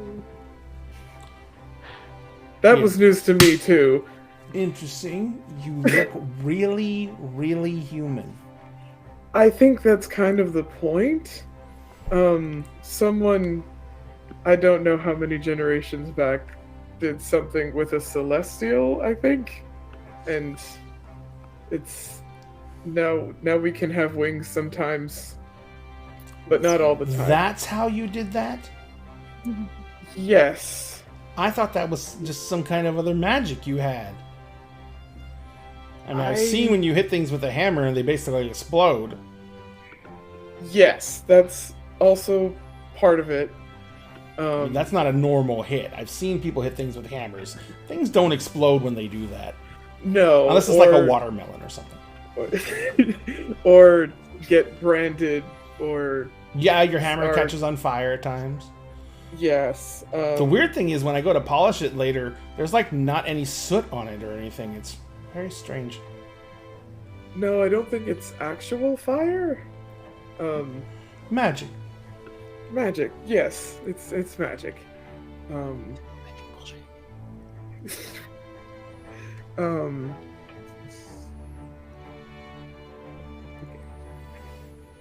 I don't know if I could teach the locate object thing. She would have to be some kind of magician too, and I don't know. What do you think, Sphinx? Could a paladin teach their magic since it's technically bequeathed? I mean, the paladin's magic comes from their oath, doesn't it? Mm-hmm. The power So of the vows. If Camille were to take similar vows, Oh that my might God. be able Oh to Don't my you God. dare! You know, Don't you Gordon, dare! yes. Don't you dare! I could bring Mord and he could talk to her. But yeah, that's the so she'd be the world's tiniest paladin. Anyway, so all right, so she kind of looks at you and she says, "Well, I don't think I'm up for learning any magic right now." No, just rest time for She now. says, "You know, whatever that big lady did, I feel better, but I am tired still." Yes, that's why I brought you down here. So thanks for the day off, I guess. Yes, and it won't just be today. I think you could use some time. She says, I mean, if we get time, we get time. In the meantime, I think I'm gonna be as smart as possible and try and get as much rest as I can while I can. Yes. And she kind of looks at you and she kind of like pets the ring under her blouse and she says, "Okay, so you can find me." Yes. And she says, "All right, now you go figure out how I can find you, and then we're even." Okay. She kind of lays back in the hammock, and as she lays back in the hammock, she like reaches out and she takes your hand, and she says, and she kind of is like she's half like already half asleep. She kind of looks at you and she just squeezes your hand really tight, which it's not that tight, but it's coming. And she's like, she says, "I wasn't scared." I wasn't scared. You were scared. She says, "I wasn't scared until after you got there. And I saw how much danger you were in." She says, "I'm gonna try and figure out how I deal with that. Okay. And you figure out how I can find where you're at." Yes. I promise. And then she kind of just like lays back, lets go of your hand, lays back and like pulls the sheets up. And like she's out before she even... Yeah. Just as as an aside there, bards have the capability for locate object. Mm-hmm. So I could potentially teach her how to do that. The funny thing is, you could also just like, you could just locate Utopia's armor. There's also that. Literally. Literally. All right, so anyone else doing anything right now at this very moment? Can my headcanon be that me and Val were standing outside the door listening? Oh my god. Well, number one, rude. Number two, I wanted to be a chaperone. I wanted to see that. No, Number we just wanted to two, hear. did you guys follow her down? At a discreet distance. I was gonna say, was it at a Stealth distance? checks. Was it... I was gonna say, that- it's time to make some stealth checks. I'm Oh willing my to make God. those stealth checks. I am as well. Okay, so Val and Aom, I need you to make me stealth rolls. All right. No one's wearing heavy armor, right? No one's Right. wearing heavy. Come I on, don't think I have a thing. Well, Utopia, you weren't making a stealth roll. No, but no, I'm the only one in the party with heavy armor, I'm pretty sure. So quiet. I rolled Oh. a 2. Like a ninja. You're not. You didn't say you were following him down there. Aeon No, said yeah, I that he and did. Val were following him down there. Hang on one second. Where's the thing? Here we go. Roll Big stealth. dr- Do the thing. Ooh. Do the thing. Can I get a Ooh. reroll on that? I want that engine. Wait, how much is reroll? How Where's much the is try it reroll? again thing? I've never used any So of you these go like to little the bitty little- guys. The little thing that looks like a dollar sign with a dagger through it, right underneath the send a message thing. Get Is it started. try again? Let's try again. Okay. Yeah, try again is the reroll. Okay. Where is it? Where is it? Where is it? Aeon, you can't Oh, buy there's it so for many. yourself. There it is. Haha! I can. Oh no, I got a 22. Oh, yeah.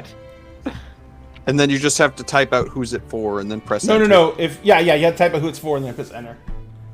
What is it? Ha! It worked. Okay. All right. Ta-da! Roll it again. Try it again. I've never used points before. It's a bit better. That's better. That's That's 15. better. All right. Acceptable. Acceptable. I was So just really excited.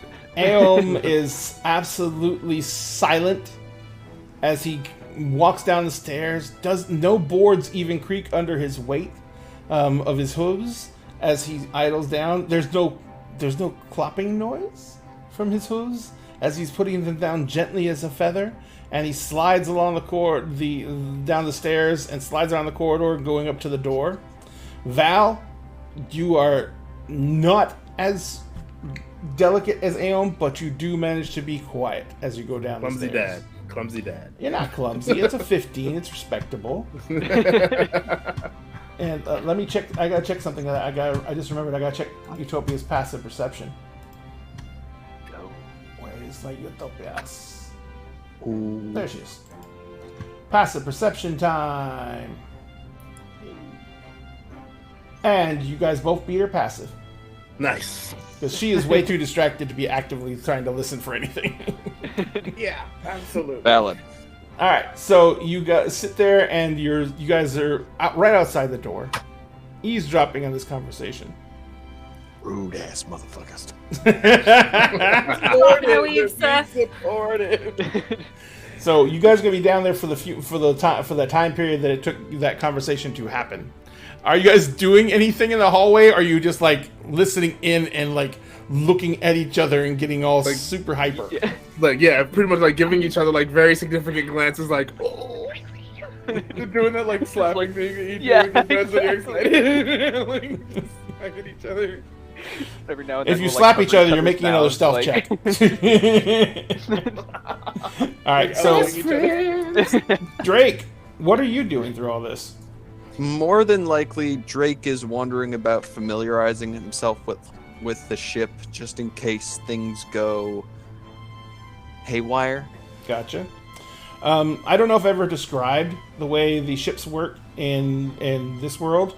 The sky ships are number one. They are available. They can set down in water, and they are watertight. But the sky ships don't have standard sails. Well, actually, some sea ships have standard sails. Some of them use crystals to propel themselves across the water. But the sky ships, all ships, the crystals gain power by drawing in the literal magical forces that are used to control and keep stable this universe in here, which are literally the stuff of the Mist Mother. And it's called the Aether. And it floats around. It's mainly concentrated in the mist. So as a ship goes through the mist, it draws in tons of Aether. But even on the planets, there's like very thin amounts of Aether in the air. That they can draw off of. Yes, so those giant sheets of the different strips of copper, those are used to draw in the Aether, which is then stored or fed directly into crystals for immediate power. And there are battery crystals, which are purple, which are deep in the hold of the ship. And those battery crystals are used to actually store energy for, like, if they know they're going to be out of the Aether for a long time and on a planet, they'll use those battery crystals to power the ship. Now, the bad thing is, all the crystals are incredibly volatile. If a crystal is damaged, it has a chance to depending on the degree of damage, it has a chance to basically critically fail and explode. So that's the biggest detriment. The best thing about the crystals is they're incredibly efficient at multiplying the energies of the magical energies of the Mist Mother. The battery crystals are the most efficient at doing it, but the power crystals, which are the red crystals, are really efficient at doing it. The lift crystals are specifically designed to defy gravity and provide lift. They're not really used that much in space because they don't have any there's no need for lift in space. But they're positioned all throughout the ship to keep the ship aloft when they're in planet gravity. The red crystals also provide propulsion. So they're used both as weapons and as propulsion. So they basically provide forward thrust. They're used as brakes, so they provide reverse thrust, and all of them are mounted in very reinforced steel cages that are then anchored throughout the ship in the ship latticework of a steel frame that then the wood of the ship is built around, and that's how the ship is maneuvered with those thrusters. There's also thrusters that point up to make the ships go down. There's thrusters that point down to make the ships go up, because in space where there is no gravity or anything like that, you have to have thrust for every direction. So this ship has 360-degree movement capability even in atmosphere. It's just much more jarring in atmosphere, which is what you felt earlier. Yeah. So and when they're in space, even when they're sometimes on planet in gravity, a lot of the times the ship they constantly moor themselves. They have these leader lines that come off of a harness that they wear, and there's clips all over the ship, and there's guy wires all over the ship. And you'll see the crew, just as force of habit, as they walk around and get to a duty station, first thing they do before they start any of the duties is they moor themselves down to the duty stations. That way, if any time the gravity fails, or if any time the ship is jarred or thrown, that way that they will be at least moored to the ship and can pull themselves back to the ship. Anytime in the Navy when you're doing any kind of aloft work or going anywhere near the edge of the ship where the guardrails come down, you always have to be anchored as well to make sure that you do not fall overboard.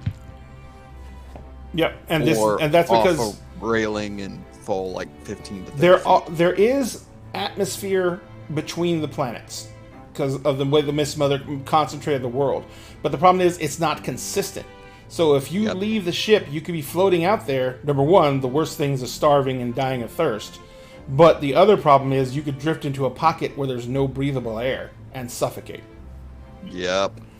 Not to mention all the things... very happy. Drake is very happy as he's wandering about from what he has heard and seen a little bit about this kind of travel, that these boots help keep him not drifting off where he doesn't want to. Yeah, slippers of spider climb would be very, very useful in this situation.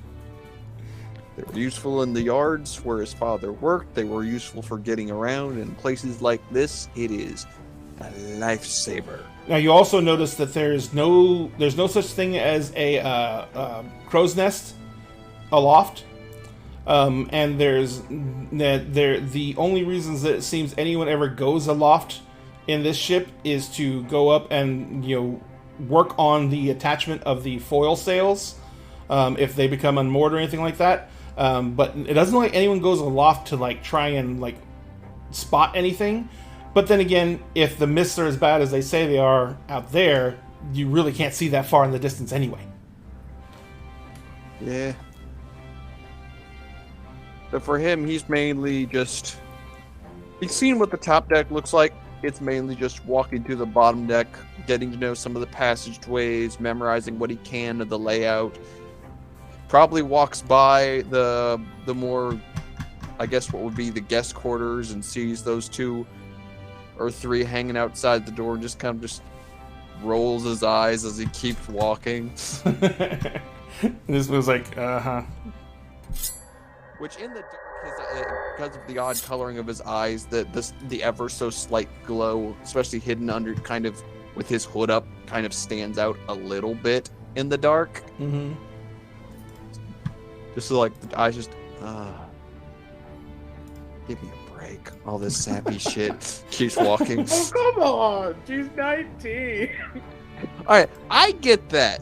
Unfortunately, Drake is very much sappy shit. Emotions. Fuck no. Keep it away. Imagine any feelings couldn't be me. Hey, Callie, maturity-wise, is about the same age. Yeah. Just elf nonsense. That's why Drake Is gets it it. elf Doesn't mean nonsense? Drake likes it. Well, yeah, because elves have stupid long lifespans for no reason. For no reason. Just sticking around for no I mean, that's reason. why. Whatever. Lifespans are I like that. whatever. They Whatever. are what they are. Confusing. Lifespans are Play it out. lifespans. It happens. Yeah, you play an elf, you get to watch your whole party die every time.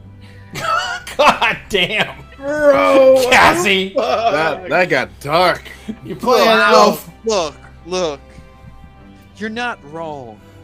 But that's way further on down the line. Damn. That's It, post-endgame. it is messed up to think Oh, about. Cassie, saying, hey, Cassie is just like, will get I to play an watch elf my party not because of members' the joy, grandchildren die. but because of the sorrow. Yeah.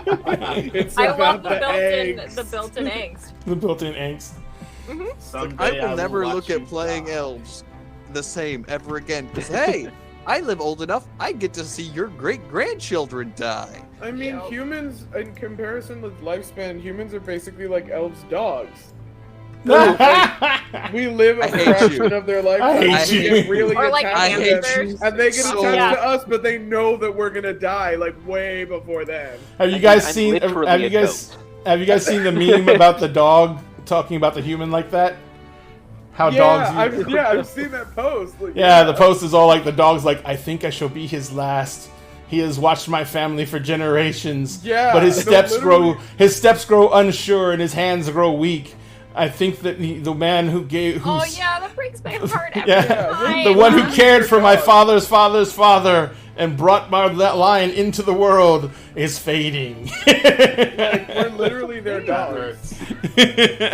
That hurts hard. I need to see that. Oh, I'll find it. I'll put it up on Dinner in a Game for you. Thank you. I don't need that kind of pain right now. I Oh, had I enough. do. I had enough pain yesterday. Moving on. There's there's never enough pain. Never enough pain. Never enough pain. Never enough pain. All right, so Drake, you're kind of like familiarizing yourself with this ship. This is a very large. It's called a Dreadnought. It is. Let me see here. I'm having trouble getting the map to work, so give me a moment while I bring this up. You're good. I gotta let Oscar out. Okay. Let's see here. Where'd it go? There it is. Yeah. I think I might throw these up in chat or something, or in the Discord, so you guys can see it. Maps, airships. This is called it's called a Dreadnought class ship. And I'm gonna put this up in the actual. I'll put it up on screen so people can see it. I'm guessing size-wise, if we're comparing it to say ships during the Pirate Age, it's about the size of an actual Dreadnought or Man of War. If you look at the stuff like from the late 18th century, it's way smaller than that because it is a sky ship. Right. So not a lot of the stuff. Because so remember, maybe not there the was size of the a Man of sloop, Wars maybe? the Man of Wars of that time period were like 140, 150 gun ships. Those things were huge. Yeah. They were like 6 decks high. They were crazy. So hang on one second. So maybe a 3-deck sloop, maybe. It is 4 decks, I do believe. 4-deck. What's the next up? Schooner, I think. I think so. Boat terms. I don't know boats. I don't know any boat terms, and I've been putting question marks all over my notes where I'm like, well, I don't know what a galley is. I don't know what. Well, the if we're Galley's we, a kitchen, and I know that because I have a galley kitchen at home. I Yes. learned Teeny that tiny one. by context clues, but Well, I no, did not know what there's- it meant when I wrote it down. there's there's the galley, but the galley is not where you go to get food. The mess hall is where you go to get That's food. where The you galley eat. is attached Yeah, that's like to the mess dining room. The galley is the Okay. kitchen itself. Then the mess room is like a cafeteria. If we're Okay. comparing it to say modern ships, just to get an idea of kind of not necessarily like this is the size, but more of this is the size comparison. By sounds of it, this is more of a cruiser or a frigate. It's not. It actually probably cruiser because frigates are the smallest. Yep. Fastest. Then we go to smallest. cruisers. Then we go to, well. One of the funniest things destroyers about frigates and is they're some of the battleships most heavily and- armed. And it's 5 levels total, sorry. 5 levels total. Dang. Okay, so yeah, that would be the equivalent of I put cruiser. The and files are Garrison going up Simulator. in the Kingdom of Mist show channel. Not the RP channel, but the show channel. The files are going up there right now. And I'm going to put some of them up on here. On the main deck, there is 1, 2, 3, 4, 5. 1, 2, Let's see if they'll load. 10 cannon on the main deck. Ooh, they are struggling to load. Yep. Yeah, my Wi-Fi is being garbage. Oh, they failed to load. I may have just put too many in there. I'm going to try it again. Poop. Yeah, poop. Shit. Aww, No, They're that is so literally cute. an shit moment. they're so cute. Cute little The shits. cute little poops. I love the cute poos. It's so easy to make her happy. Just give her cute poos. I am actually very easy to entertain. or just Okay, just put glitter and Coca-Cola. Shiny shits. Shiny shit. Do Oh, like no. glitter. Coke doesn't really do that to me though. Yeah, that's fair. This is Glitter and slightly coffee. off topic. Glitter and coffee. You're what? What's off topic, Malagros? Just Cassie saying like, "Oh, I'm easily entertained." We finished a book for my Gothic Lit class, and I had to preface my opinion on it by saying like, I'll be honest, I'm a terrible judge of quality when I really like. If I'm engaged by something, I'll just have a fucking blast and engage with it on its own terms and have no critical thinking about it until way after the fact, or if I like hear someone else's opinion and they start pointing things out to me. So I was like, I love this book, but that's not like really a high compliment because I'm entertained by fucking anything. Like if it manages to hold my attention, I'll be like, this is fucking awesome. Best book ever. That's fair. Like That's I watched fair. I follow that. I watched the Eternals movie, and in the theater I was like, this is great. And then after reviews and stuff, I was like, oh yeah, no, it had a lot of problems. But like while I was sitting there being like, whoa, pretty CGI, Angelina Jolie. So like, the poops I'm a actually, terrible the judge of quality. the poops image actually works.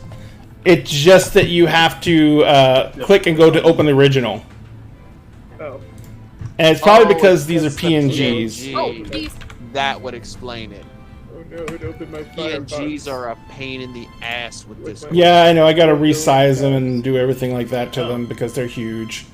But in the meantime, ladies and gentlemen, this is the 19,000. What the fuck? what? The pixels. It's big. It's like 19,680 times whatever the fuck. It goes to 19,000. I think I just crashed OBS. Oh my god. No! No. no. The ship was too powerful. It was too powerful. We can't do it. Cat, do it, Captain. My Discord need is more lagging on my power. computer now. Oh my Lithium god, this is crystals are failing, impossible. sir. All the crystals are failing. Every single engineer has to be Scottish. It's a rule. Give it all she's got. Give it her all she's got, Captain. Yeah, The the Harper engineer was / not pilot of the airship in my game. Yeah, is it's also not going to very, even very load in. Scottish. It's not going to even load in the freaking OBS. So Nah. I'm going to have to resize The these. images. They're huge, but they are loading up in Discord. You just have to go to the original. It's going to take forever for them to open. Yeah. But yeah, this is a huge ship. It's got multiple decks. The main deck has a center staircase that goes down to the lower points where Utopia took Camille in below deck areas, and then it has, like I said, 10 cannon. It has the mass in that are down the masses in the center of the ship. And what is this? Why did that open? Weird. And y'all, we totally could have done the Sebastian while she was doing that. You know. What? That sounds dirty. I don't know why. No, there we hear her. Oh yeah. No. Oh. No, Y'all are Val has been doing shameless. that the whole Y'all game. are He's been shameless. doing that for months. I'm saving that for the perfect time. Saving my it for God. the perfect time. Like it's coming. It's Yeah. coming. This ship is so fucking big it has a garden in it. There's a. On the third level, in the third level down, there's a green garden. That's where the There date is. is going to be. 3. We have hold a on minute. week. Why do I just feel like everyone else is gonna be just doing the whole kiss the girl routine, whereas Drake is just like Barbossa in the Pirates movies, just kiss. No, literally. We need you to marry us. I'm a Do it little in busy. Okay, so this ship actually has 40 almost 40 cannon. Nice. Yeah, it's a big ship. That thing is What? that's lightly armed. For an airship, it's heavily armed. Yeah, I guess you have to account So for probably flight. Oh, this Weight isn't a distribution. cruise ship. Yeah. Yeah, for compared to like an actual main ship of the line, yeah, it's got half the cannon it normally would. But All it's right. also flying. It's also flying, yes. Air superiority is everything. Oh no, there's one deck that doesn't have any cannon. Which also means those things rotate, not just left to right, but up and down to help with aiming. Oh, Oh, the guns can tilt. Tilting gun. but they can't. But can they invert? I don't think so. Probably not. Probably not a good thing. Probably not a good thing to try and invert your cannon when it's a deck of your ship that's below you. Yeah. No. Phrasing? That sounded like a phrasing. Deck! don't know how I feel Deck! about Deck! Good I God! was talking about the inverting your cannon portion, They but shoot you know what? That basically too. lasers, right? Pretty much, it's Yeah. yeah. But instead of being, Lasers. but instead of being beams of heat and light, they're beams of force. Yeah. Force is scary. So basically, all cannons are giant warlocks. So it's Jedi cannons. But they're not made Wait, of so glass. it's How Eldritch can they be Blast. warlocks? It's just using Eldritch Blast. It's basically using Eldritch Blast. Prepare for this. It's amazing. The blast cannon. Oh man, there's just All a right. bunch of Blast, blast artificers again. standing behind each cannon. Oh, artificers are absolutely necessary on these ships. Uh huh. Oh yeah. There is Sure are. there's an engineering crew that's made up of artificers, And they're all Scottish. and none of them are Every Scottish. last one of I- you. I'm No, not going to do none that of many them are horrible Scottish. Scottish accents. Well, mine But does. it's canon now in my head. all artificers are now officially Scottish from now on, according to They're only Aeom. cannons from now on. No. Okay, fine. The artificers don't have Scottish accents, but the cannons do. Perfect. There you go. Nice. What does a Scottish cannon firing sound like, Ray? Bang! Load her up again, laddie! I can't do that. I'm so happy. Try me again, why don't you? At that point, it's like you don't even fire the blast, cannon. and You I just, like, blasted hit again. people with stubbing its toe, and it just and then the fucking laser. No. And then this is like, misfire! That'll wake you up in the morning! Or worse. The sound of it firing isn't a boom. It's just the sound of what sounds like a Scotsman getting goosed. Actually, they don't make any noise when they fire. No, they have to now. Well, they make No, that's worse. it's a hissing sound because all it is the air being forced out of the way by the beam of force. So it isn't nice. It's just. Yeah, they literally go pew pew. It's air Not slugs. my head It's- cannon. I gotta This is listen not to air No, slugs it's all not. over again. Alrighty. Shite! Admiral Redbeard. He's helping! He's helping!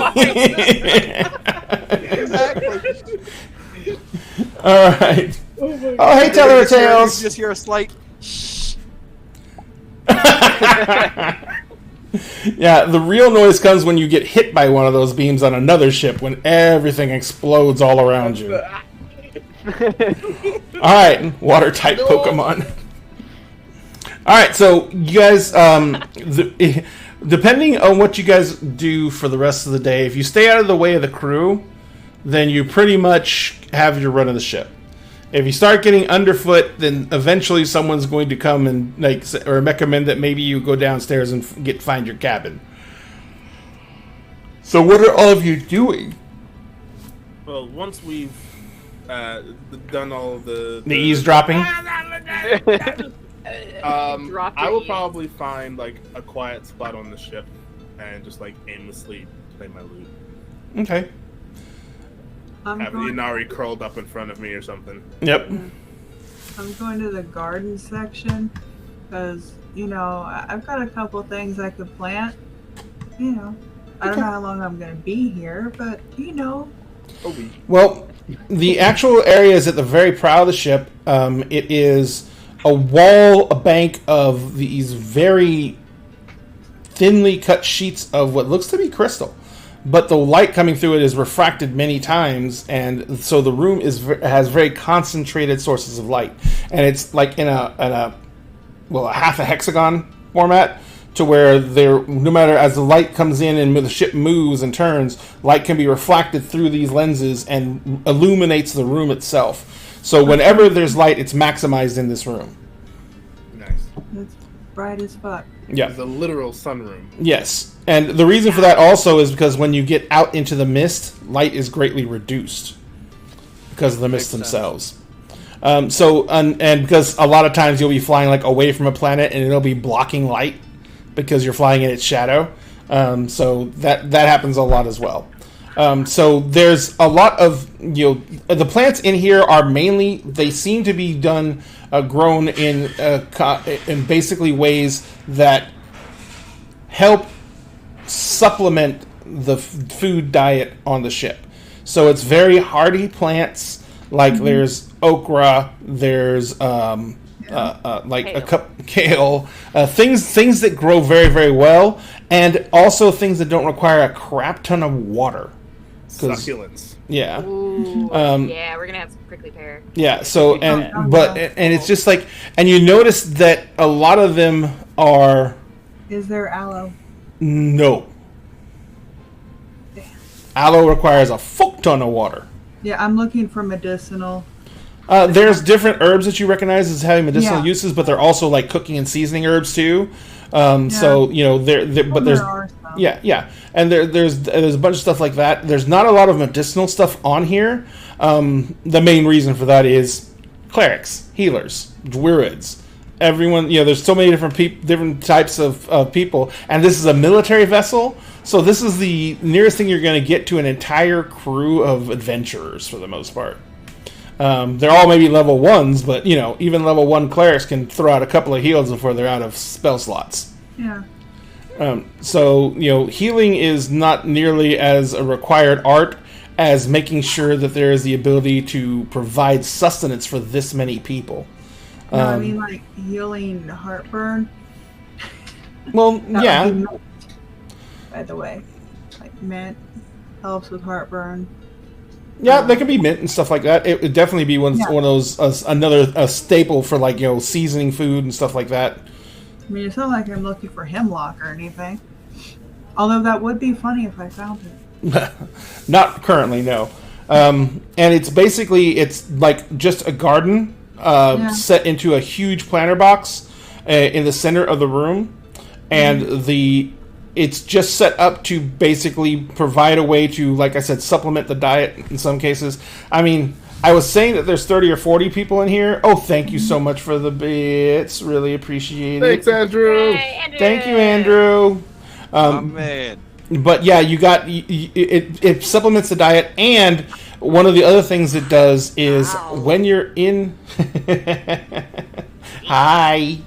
when you're in the vacuum in space and you go through periods where there's no oxygen, this room, I mean, it doesn't provide a shit ton of oxygen, but because there's lots of plants in here, it does provide some, and it supplements the generators that create the livable atmosphere here, because that takes a lot of fucking energy.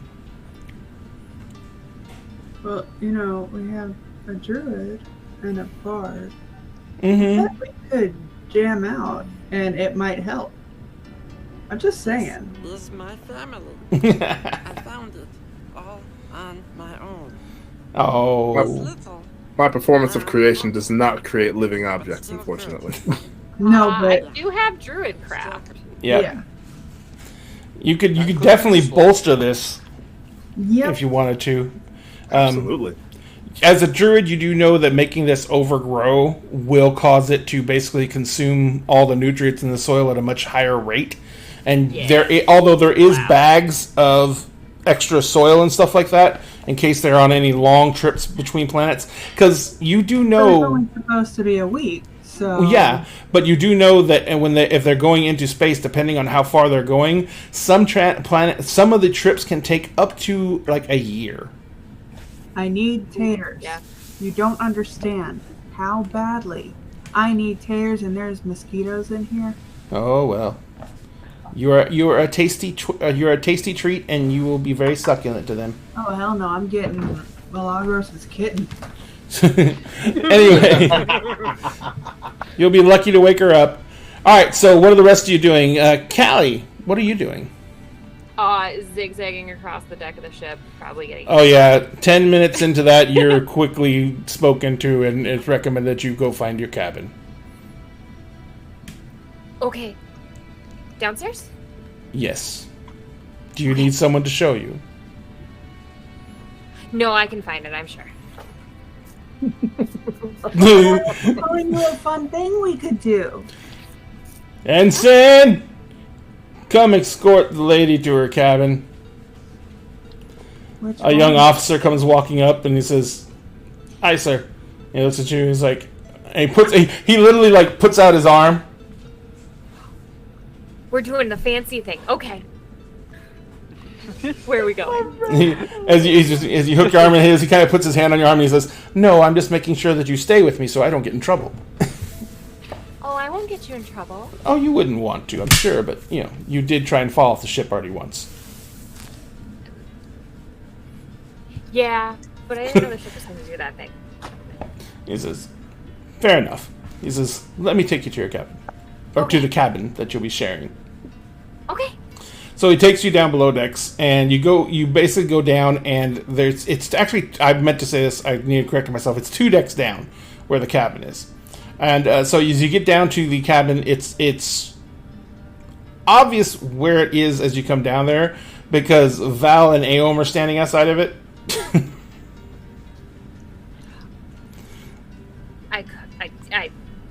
They'll watch He me. says, "I see they found it.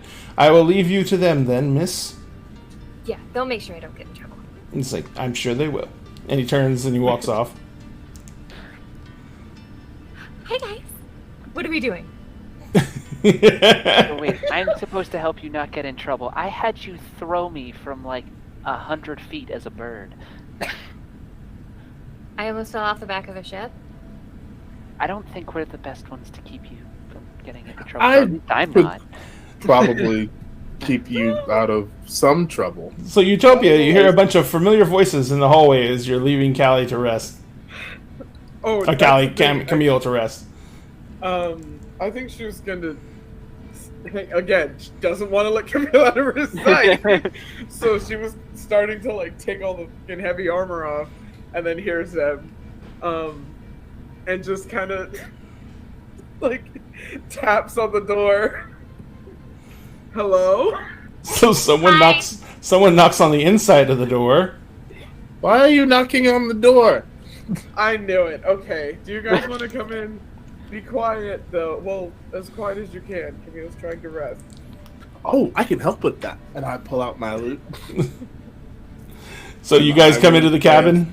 And I'll play a song and I'll do my song of rest. Okay. Oh, yes. Are the rest of you gonna like get comfortable? What it is there's 2 hammocks there's 2 sets of hammocks stacked on top of each other along each wall. There is at the end of the room. There is a kind of like a little bench seat that comes out of the wall, and there is like someone could lay on that if they wanted to. There are actually some bedrolls also stowed in here, so people can sleep on the floor.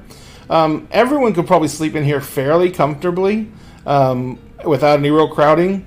And there is also a lantern hanging from the ceiling, and there is a very, very small, it looks like it's a lap desk that's also sitting on the bench, and there is a quill, and there's an ink pot that's sealed, and there's a quill on the lap desk. Ooh. That could be helpful later. How do you Yeah, send letters on a boat, though?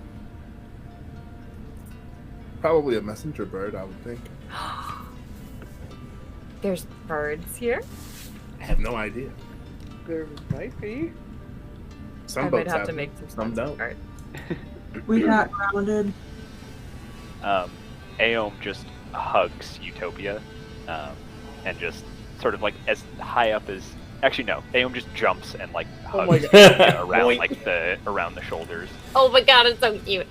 and then as they drop back down, just holds her by like both shoulders and just smiles. How much did you hear?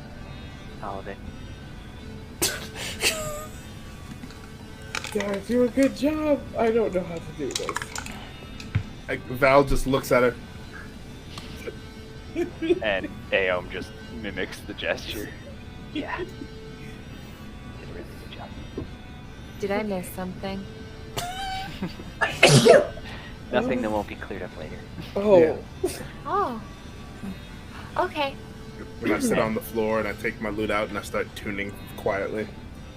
Aom sort of turns around and places a hand on Val's shoulder as he starts playing, and just smiles down at him, and then heads out the door. Oh, you're going back out? Yeah, I'm going to the prow of the ship, and I'm just gonna sort of sit on the railing. Okay. Not Alright. the railing again. Desdemona, what are you Nobody's doing? there to watch. Somebody Oh wait, no, you're doing the thing with the little grove. That's right.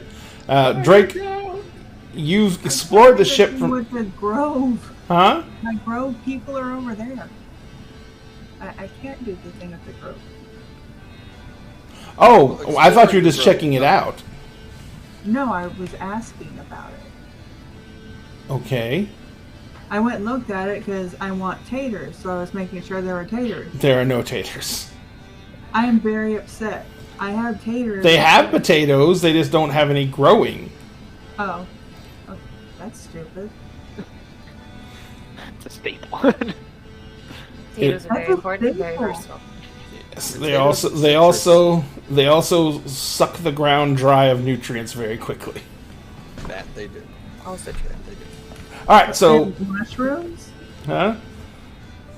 Were there mushrooms at least? No, you don't need dirt to grow mushrooms.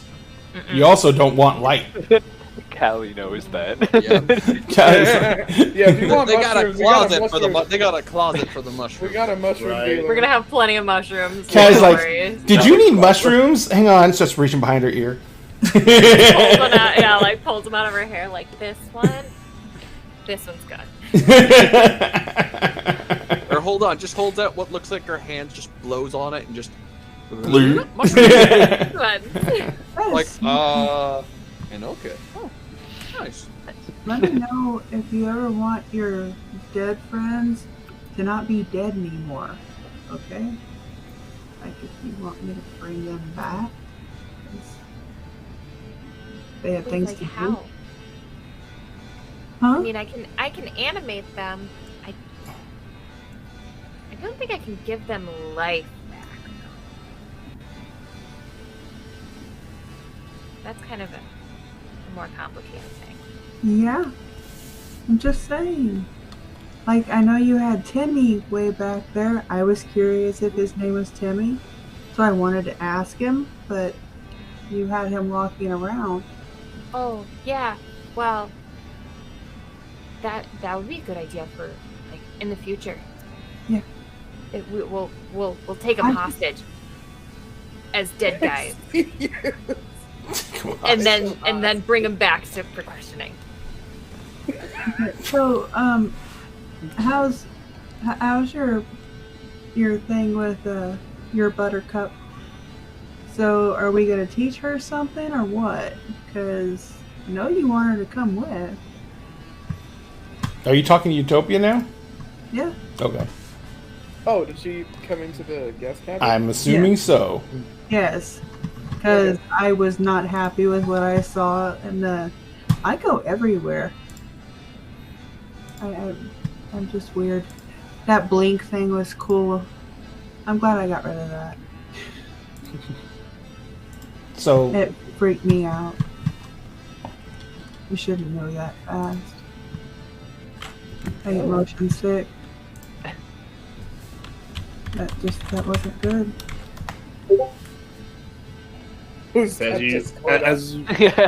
As you walk in, like Val is playing like a very, very kind of light, like bossa nova, singing very, very quietly. All right, Aeom, you're headed up. Drake, as you're roaming the ship, is there anything you're looking for in particular? There's a few things he's noting. He's noting, okay, where are the areas, primarily, where are they keeping power storage in case there's an emergency and they need aid? He does have proficiency in Tinker's tools due to some previous not so clean work involving the things. Mm-hmm. So the generator, the battery generators are, I do believe, housed on the third deck, and they are.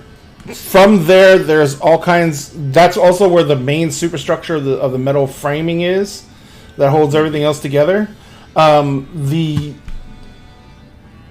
main metal cage that holds the batteries is the actual center point of the framing for the ship. And you notice that going through a lot of the metal is those copper cables run through the actual metal framing, and then they come out of different areas of the metal framing and they run to other crystals throughout the ship. So they use the metal framing both as a means to support the ship and as a means to provide protection for those copper cables that transfer the magical energy between crystals and everything like that. And the most concentration of those cabling is from the battery box. Makes sense.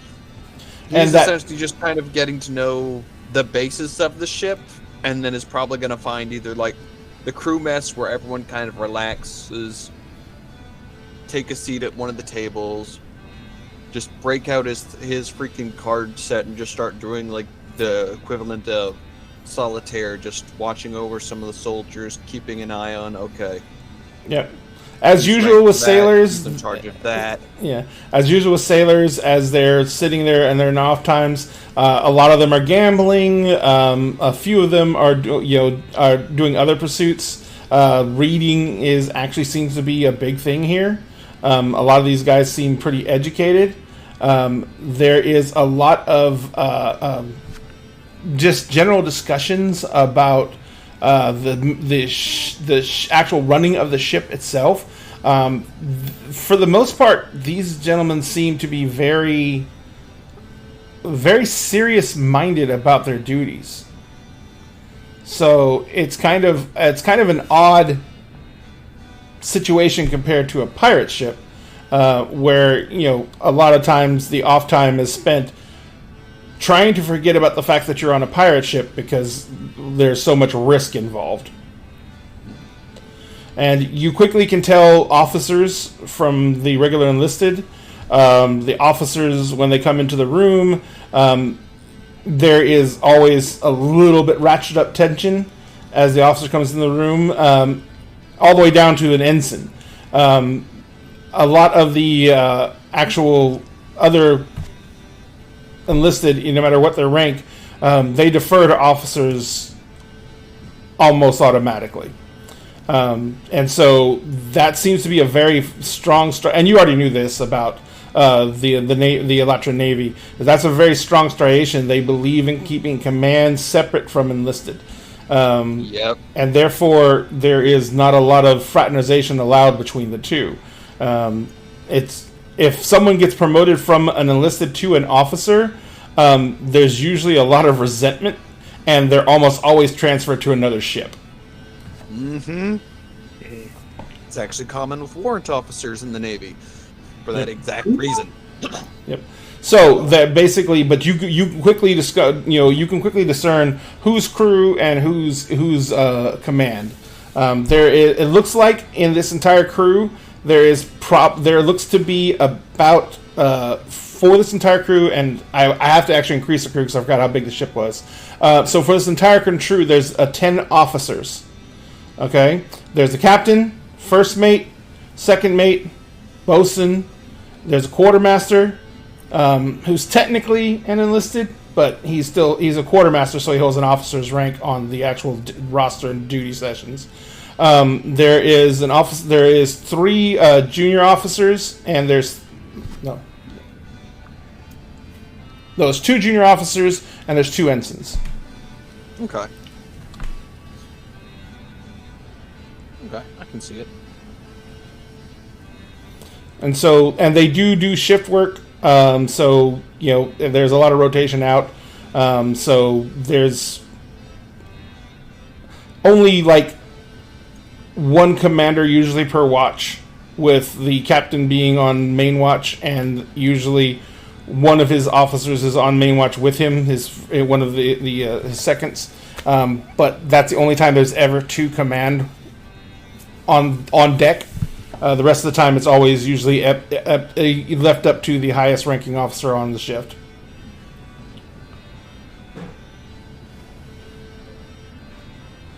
Makes sense.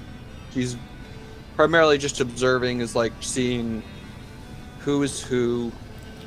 Because here's the thing with him, especially in this situation right now. He understands right now they are not enemies.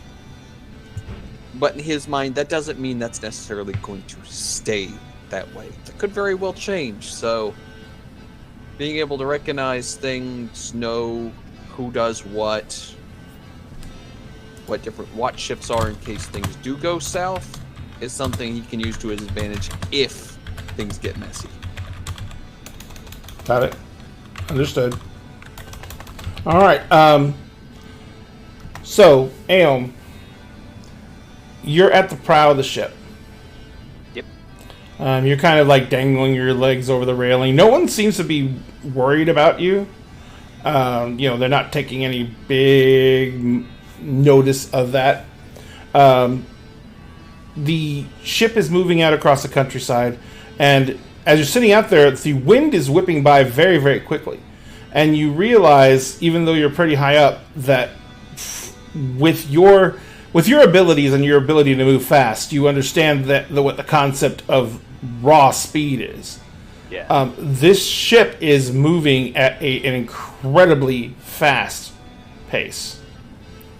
You can hear the deep hiss of several of the thrusters that are constantly under thrust as the ship is moving forward, which means that you're just continuing to gain speed. So eventually, how long are you going to sit up there? Just for a little while. Aeom wants to feel the wind on their face. And then it's probably going to hop off the railing and head back towards the sort of center of the ship, somewhere where it's like a slightly less windy. Gotcha. And they pull out the scrolls on their back, and find like an empty sheet of paper and start writing some words down. And they write down words of the Night Mother, and just like verses, I guess. Mm-hmm. The first thing that they write down is, "We gave you wings so you could fly.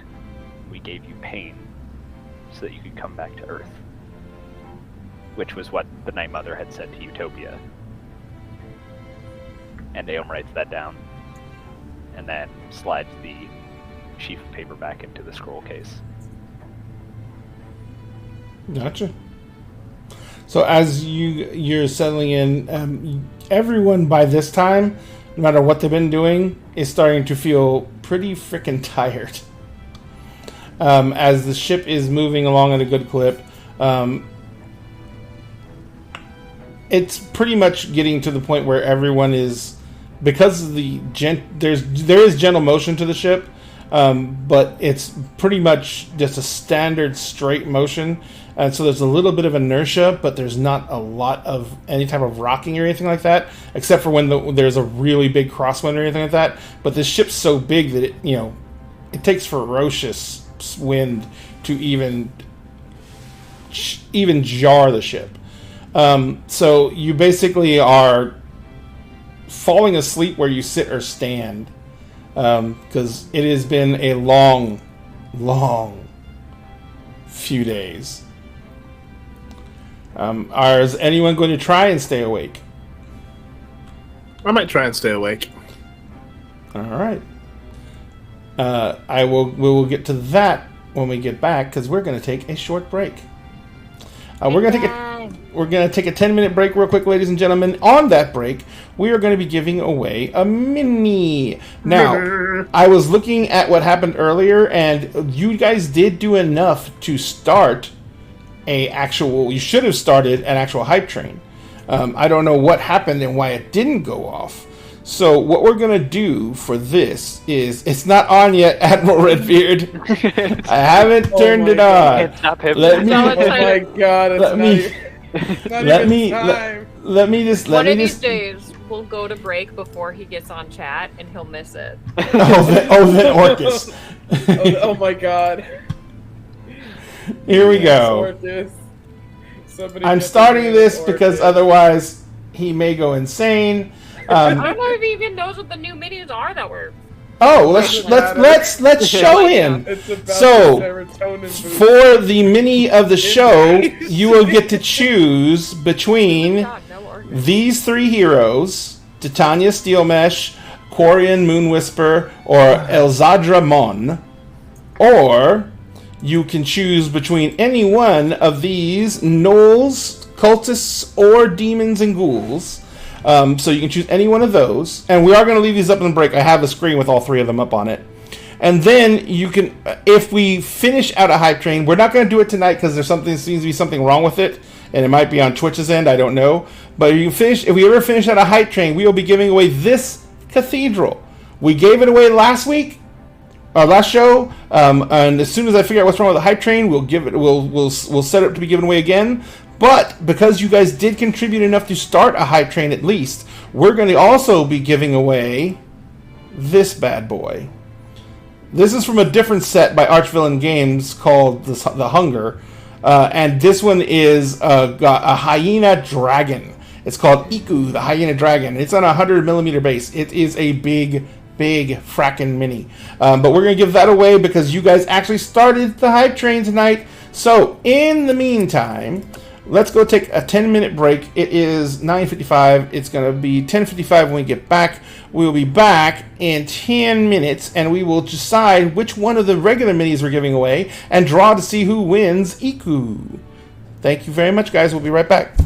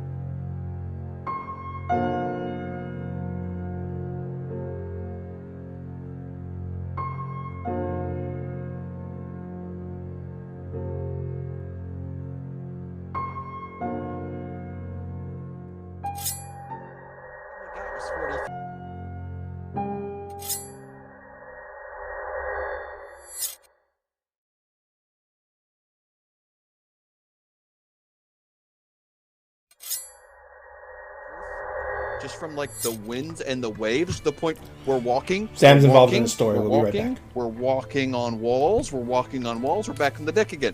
We're walking on the other walls. We're back on the deck again. We used to literally put on sweats, put on hard hats, get on the slick deck of our space, and play human pinball with each other. Okay, that sounds fun as fuck. All right, so let's see here. Did anyone vote? Give me the dragon. His votes don't count. Hyena dragon. all the Yes, we're different giving away the things. hyena dragon no matter what. I'm just looking to see if anyone voted in Titania, and I think that's 2 Titanias, 3 Titanias, I count. 3 Titanias. I think that's more than enough because I don't think anyone voted for anything else. All right, 4 so Titanias. Let's see, 4 Titanias period. Everybody right. wants some Tanya. Let's go. All right. Admiral It's voted twice, so Titania. it's just Titania. all right, ladies and gentlemen, we're gonna close the entries in 3, 3.5, lots of numbers. I don't care. Hitting a button. Buttons. Oh, you could have made a 69 joke or a 420 joke. It's Oh, 420. happy It's 420. 420! It's 420 today for Play one it, more Barbara. hour. I won't, but you should. I won't either. That's not my I jam. can't. I can't. No. Here's the thing. I've tried to smoke and I don't know how to do it right. So my friends stopped inviting me to stuff where they're smoking because I'm they've one of just those given people who smokes, and because it's been so long and because I'm such a lightweight, I'll be sitting on the couch and suddenly I'll go, "Oh my god, how much time's passed?" You keep telling me to breathe down and I don't know what it means. Take it into your lungs. I don't know what they mean by that. I've been a singer my whole life. I have no idea what they're talking about. Look, all I know is Down? I've Yes. been on Yeah. calls with people who have, they have been doing, and In, they're my out, friends, up, so down. you know I fuck with them. It's like, hey, so is it true what they say? Can you feel your Crossfade. skin itching? Yes, you can feel your skin itching. That's a horrible thing to do to somebody. We all hate you now, Sam. Yeah. My skin always itches. No, the All right. weirdest one I made someone panic is like, First thing we're gonna draw I'm for: manually breathing. stop fucking with people who are high. Number 1. Number 2, we're gonna pick for who won Titania. Are you ready? Ready? 1, Let's 2, 3. Celtic Hey! Wyvern King. Yeah. So many winnings. Now, I will tell you that this does not rule you out for winning the dragon, because it's just an open pool. So ready? I'm going to pick for the winner for the hyena dragon on 3, 2, 1.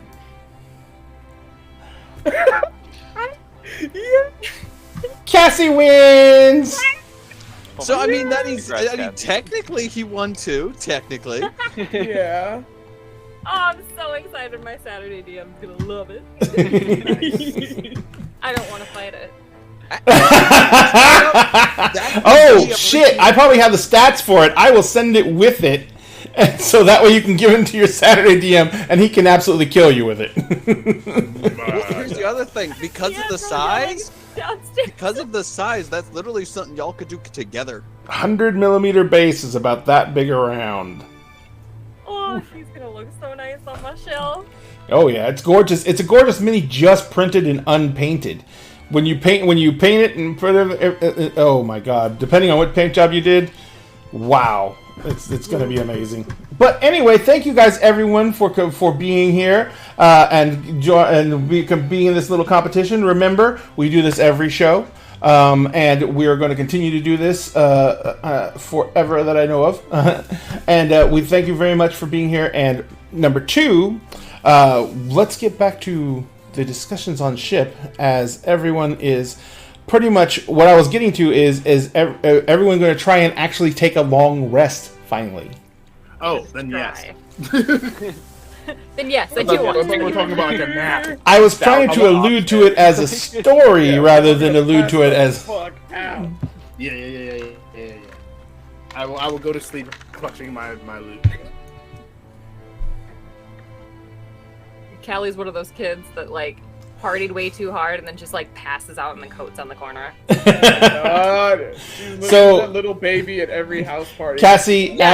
Admiral states that he screamed. Did you hear it?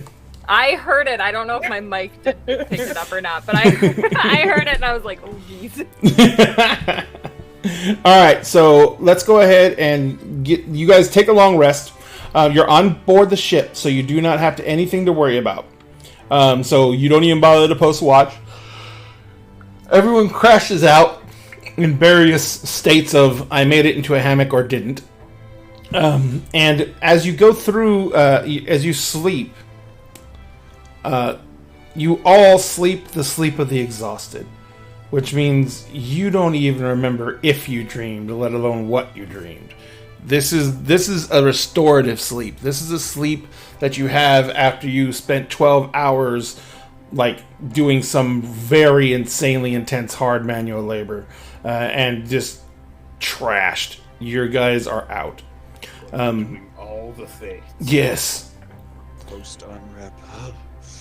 When you get to the end of your rest, well, the thing that wakes you up is there is a jarring motion, several jarring motions, as you feel the ship change its forward progress. And you basically, those of you who are on hammocks don't really notice this, but those of you laying on the floor, you slide forward towards the door of the cabin on the floor. Sliding all over this ship. Yep. Protect the loot. Protect the loot. It's not a hard fast slide. It's just like, something is arresting the forward momentum, and so you're sliding across the floor. As you guys kind of like start getting yourselves up, everyone is gotten the benefits of a long rest. Everything is restored. Your hit points, your spell slots. You are finally okay after such a long time of being on the ragged edge of death. Good lord. So you are flying above a city that is on a large. The city is built in a path through a mountain, through the beginning of the mountain chains. You can see that the city overlooks a valley that goes down and spills out into what looks to be a more flat, level area with rolling hills. The ship itself is kind of circling around the area as it slows. The forest begins just what appears to be probably just a few miles from the city, but this forest just goes out to the horizon. And the trees that make up the forest, the ones on the edge of the forest, are in various states of growth, but the ones that make up the majority of the forest are ginormous. They honestly look like giant ash trees. They have that white skin-like bark, and they have long limbs that come off of them at high places. So the trunks of the trees are mostly barren down to the ground, and when they get near the top, they branch out into this huge canopies of foliage. So basically, you can't really see through the treetop canopy to see down into the forest. As you guys begin circling back towards the city, you see that there are several farmsteads in this rolling hilly area. You also see that there is a number of caravans going back and forth from the city, and those caravans look like that they're hauling lumber. Split logs. None of it looks like it's those ancient giant tall trees. But there's lots of lumber that's been cut and split, and it's being taken back to the city. And there's empty wagons. They're all pulled by these heavy, giant cow-like beings, which Val, Aeom, and Utopia recognize as aurochs.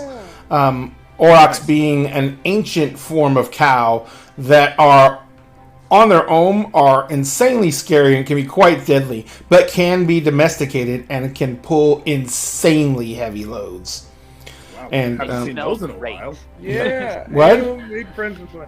Yep. Moo! Big cows. Moo! They're very big cows. But this is like a constant. There's almost a constant traffic going back and forth on the road of these creatures, these wagon trains pulling huge loads of lumber to the city and carrying back the empty carts back to the lumber site. And I'm not talking bumper to bumper. I'm saying that all up and down the road, you see various carts coming and going. As you guys are coming around into the city and you're lining up with the port, you can see that the skyport is kind of built on the side of one of the cliff faces that kind of overlook this area. And the skyport has a long winding trail that goes back down into the city, and you see that there's like buildings all along the trail. There's buildings up around the skyport, and it's kind of like an umbilical from the skyport area above down to the city down below in the Vale. So, as the ship comes in and it makes dock, it's kind of lowers. It gets on level with the dock before it actually stops. It comes gliding in, and you can feel that the braking thrusters firing as the ship comes slowly into port. And it's a very long process, actually, as the ship is eased into a berth, and it is like you can see that the navigator is absolutely concentrating on what they're doing. A lot of the crew are off the side of the ship with these huge, long metal rods, and they're coming out of different ports and everything like that. And as they get close to the ship, they begin just putting the rods in, and they lock the rods in place. And it looks like the rods bend incredibly as they take some of the stress of the ship coming up near the port, but they're keeping the ship from slamming into the skyport structure itself. So as you guys doing that, you hear a couple of those metal rods snap, just from the sheer weight, and there's a lot of cursing, but they quickly replace it with another rod. The crew moves pretty much like a well-oiled machine, and eventually they begin tying the ship off as they stabilize its position. And this entire process, from when you circled around the city and you came into the dock to when you're finally stopped and they begin tying the ship off, takes about an hour. Yep. So accurate. Yep. So as they bring it in and they tie everything off and they get everything secured, they finally begin doing things like they'll put out the walkways. The walkways are normally big, huge devices that come out from the skyport, and they are butted up against the ship itself, and then they're locked into place against the ship, and they're very, very, they're 10 feet to 15 feet wide, depending on the port, and they're super heavily restructured and usually made out of basically accordion-like metal material that is telescoped out, and they're designed to take a lot of weight because they load freight with them, and they're designed to be another means of holding the ship in place. And so you see that the sailors pull some of the rails. They just detach them and pull them off where the skyport locks in, and they open up a huge area along that side of the ship for people to come and go. And these two rails pop up, safety rails pop up on either side of the actual docking port. But the moment all that is locked into place, the captain kind of comes walking up to you, and he says, "We are going to port in here for the night." He says, I have my own duties to attend to. And he says, and my lord is going to be disembarking with an honor guard to meet up with the local officials. He says that he is very sorry that he could not attend. You could not attend dinner, but he understands that you were exhausted. When he gets back to the ship tomorrow, we will be setting off immediately. He asked that you remain on board, but he did indicate that you would be allowed to go off ship if you so chose. I don't see much point from what we saw overhead. If this place had been hit by what was suspected, I think we'd see a lot more damages. And the captain kind of nods and says, well, as you will. If you do choose to go off ship, you let the officer of the watch know that you're leaving. That way we don't leave without you. He says, yeah, I know the drill. He says, he looks at you and he kind of nods. And he says, in the meantime, enjoy the ship. Most of my men are going to probably take leave and go down below. He says, so you'll be here with the skeleton crew. You have a crew of skeletons? No. That's not what he means. It's a phrase meaning there won't be that many people. No, Callie, you could change that. I could. She I what? would recommend Please you don't vent change that. Please don't change that. Well, I mean, She- it'd be kind of difficult because I would need a bunch of bones. Not to mention knowledge on how to pertain each Let's individual crew member's just duties. just don't mention that around the crew, please. Okay. Thank you. They We're don't. not cold-blooded they- killers. What? No, why not? I wasn't thinking at the moment that you were talking about my crew. Oh no, I'm not gonna kill people for skeletons. That would be really weird. Should give them nice. Also bad. Sorry, bad. That's the word. Depends on Bad. the people. Depends on the people. The captain kind of just looks at all of you, I'm and sorry. he's like, I'm sorry. I'm sorry. Sorry. I'm sorry. he just spins on his heel and he walks away. Yep. The little ensign trailing behind him is looking at you guys with like with a combination of shock and awe. Sorry. Why can't we be normal? Because it's impossible. Because we're not normal. Have you met us? Because it's boring. We're not What? normal. It just never fits right. No. I've never If really had. we fit right, that wouldn't be normal, Am. I So, really had a lot of normal friends. I'm putting that in my book. so as you guys are spend the time, are you any of you going to leave the ship? No. Nah, not Drake. I mean, Gotcha. we So don't wanna because you explore. Nobody did wants to explore. you did land in the evening. Oh yeah, definitely not. No. Drake will find trouble in the evening, and not necessarily No. the good kind. Dark has been bad the entire campaign. Kelly, tell you what. Not. What? If we get a chance at the next city, or we're spending more time at the next city, considering it is, well, we've told one of the Elven capitals. Yep. Take a look around. Who knows? It might be a good place for your family and such. Are there lots of trees? It's the capital is in the trees. From what he said, the capital is literally part of the tree. Trees, plural. That sounds like magic.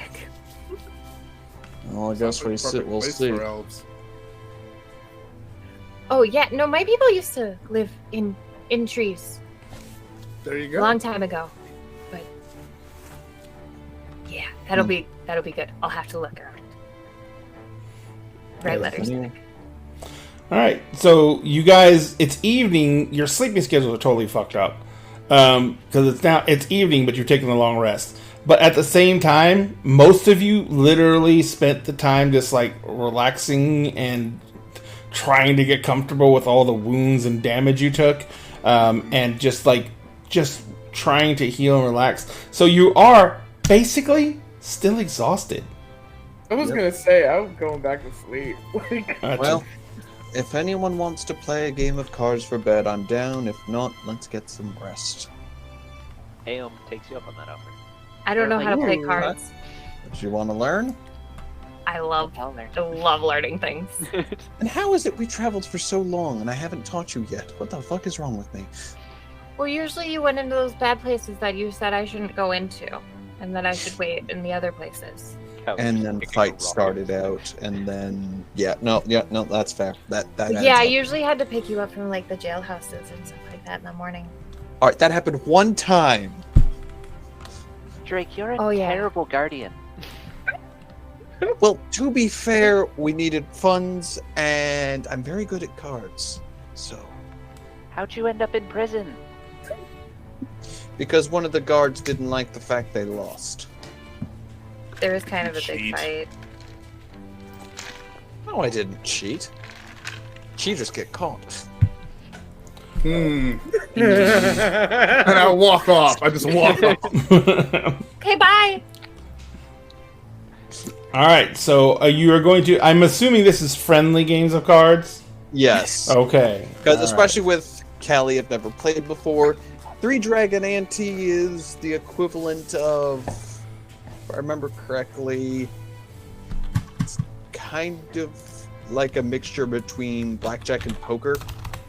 Oh, God, They I'm actually terrible at made cards. like an actual Yep. playable game. I'm looking it up right for now. it. Yeah, isn't there like a role basis for? No, there's actually a card game.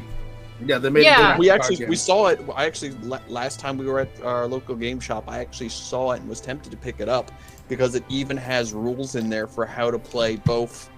I found if the you're rule just book. playing digitally or if you're playing IRL. Yeah, I thought there was like a dice-based system that you could play. They did create a dice-based system Like, for just for gambling or- in general. yeah. Yeah. Okay, maybe that's what I'm thinking of. So it's a play with a 70 cards dragon deck with an additional 15 mortal cards, 15 legendary cards. And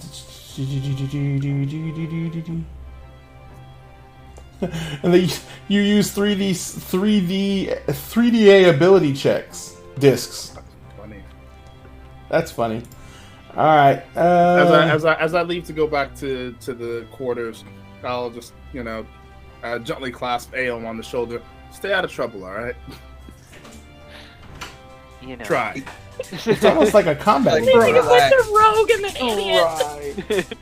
No, It's like- rogue, you left the rogue with the monk fighter who likes to get thrown by birds, and our And the mental mushroom lady. child. Which is why I amended that with try. Yeah. Like, relax. We're just on ship playing cards. There's not much bad that could happen. I had a deck of cards. I just like Well, sort I'm getting Met better. us. right. Oh, he just met you, so there you go. It's like, We've known these guys like 3 days. 3 days, Like, and you agreed to run off with them. It's wonderful. Right. it's like 'Cause you that's how haven't seen besties work. half. It's like Besties. at the have you met us? He's just gonna roll up the sleeve, show the arm. I think I know what trouble looks like. I don't know. I don't have I them. just, I don't have those. I'm about to say something. It's like, Shit. apparently, you know what trouble looks like, but you don't know how to, keep your knife from cutting you. Okay, how do we play cards? And you explain 3 Dragon Ante? Yep. All right. It's very complicated. I'm not going to explain it right now. It's over my head anyway. Don't worry about it. Oh, I'm sure it's not. I'll bring it to Gen Con. Ooh, that'll be fun. So we already have to watch something at the house, and then we can do that too. Oh, anyway, we'll talk about it later. But anyway, so you guys spend the evening either resting or trying to entertain yourself a little bit before you rest. You get some more sleep. Everyone basically is recovered. The morning comes and you are woken by the officer of the watch calling out morning bell, which means it's basically sunrise. Oh. Oh no! We're getting flashbacks. God, 4 years worth of flashbacks. Yikes. And so you guys basically kind of get up. They're serving breakfast. Everyone's kind of just walking by the mess and grabbing a bowl and going out and sitting in different places. It's basically like a porridge. Is the gruff half orc? Is he serving the food? The guy who didn't cook previously. Actually, no. There's a different cook on right now. Shift change. Yep. They run in 3 cycle shifts. So they basically, but yeah, the gruel is served out. Everyone kind of like goes to different parts of the ship and sits around. Some people sit around chatting. Some people just sit around eating. Everything is made ready. After about another hour or so, the Representative Agam comes back to the ship, and as they come on board with their honor guard, they kind of look at you all, and they say, "We're getting underway. The city here has reported no unusual activity." He says, "But there has been a steady string of refugees for months that has been slowly trickling to none." He says, we are going to be sending more ships to try and relieve some of the overcrowding in the city, as they are very, very taxed, being that this is one of the safest places that can be journeyed to on foot for those who did not have the money to pay to escape. Then this is going to be one of the more overcrowded places, and this was a lumber and mining community, and they already had limited supplies. So they are very, very, very very, very pressed to maintain. We're going to go ahead and head on. I want to speak with you. I just need a few moments to take down and transcribe my notes and send on my missives that I need to update everyone about what needs to happen next. This is so if you can give me until lunch. We'll be here. I have no plans. Very well. So the ship lifts off again after once again making preparations to get underway. The ship lifts off and begins turning out over the sea of trees. And it begins moving out. It's not moving nearly as fast as it was previously. As you guys are moving over the sea of trees, and the morning sun is kind of shooting out, rising above the morning suns, I should say, are rising above the edge of the horizon and coming up higher into the sky. You see that below you, it looks like just a forest of different shades, not forest, a sea of different shades of green. You're only a few hundred feet above it. And so you can see that there's many different types of birds launching from the trees themselves, but you hardly ever get a view of the forest floor below. It's only in very large groves that you pass over that you can actually see anything of what the actual forest floor looks like. In those areas, it's just usually overgrown flower fields. That take up there's basically these giant circles of iridescent color on the ground of hundreds of thousands of different types of flowers. On occasion, you see a stream that runs through the forest, cuts through those glades, but you notice that you also don't see any signs of any streams from above. So that means that this forest canopy is big enough to where if there's any rivers or anything that cut through the forest, it covers them. So you can't even see the rivers and streams below. I already know one remark Drake will probably make to the group is just, never in my life have I seen this much green. It is. Not Welcome this to kind nature. Of green. There's been different kinds of green. I like saying leaf green. Leaf green is a nice green. Leaf green is always pretty. Yeah, it is. So I grew as up on the steppes in a sort of winter planet. So this is a lot of green and a lot What's- of trees. I can imagine so. What is winter like? Cold. I mean, I know it's cold, but like, why? God smacked my planet to the outer reaches of heat. That made it cold. That made it cold. Very. Yes, it was far away from the sun. Heat. Callie, that was the event that made your people go underground. I thought it was just far. I didn't know that it made it cold too. That's terrible. Wasn't that bad. There's a really nice habitable zone around the middle of the planet. Yes, where the planet was cracked. Yeah. We have winter here too, but it doesn't last forever. Yes, you also you had a whole wardrobe for it. I was hoping you would forget about that. I'm your dad. I'm never gonna forget about it. Look, I'll admit, I'm from somewhere much warmer, more coastal. So I've heard about winter. You can teach me more about dealing with anger, and I'll teach you about snow. Oh, What? I don't know what. No! Oh no, I've heard about snow. It's horrible. What? Not that bad. As you guys are sitting there having this discussion, Aeom, you're kind of like looking out across the Sea of Green, and you see on the surface of the Sea of Green a huge shadow moving across the Sea of Green. And it's coming towards your ship. And as that happens, the rest of the crew suddenly goes on alert. And the captain says, looks up, and you all look up, and there's something coming at you out of the sun. It is nothing but a giant shadow as it comes down. And the captain just looks out and he yells, "All hands! Battle stations!" And the crew springs into alert. You hear people yelling and shouting below decks as people begin moving around. And as the captain does that, the captain says, "Bring us up 100 meters, full helm, full throttle."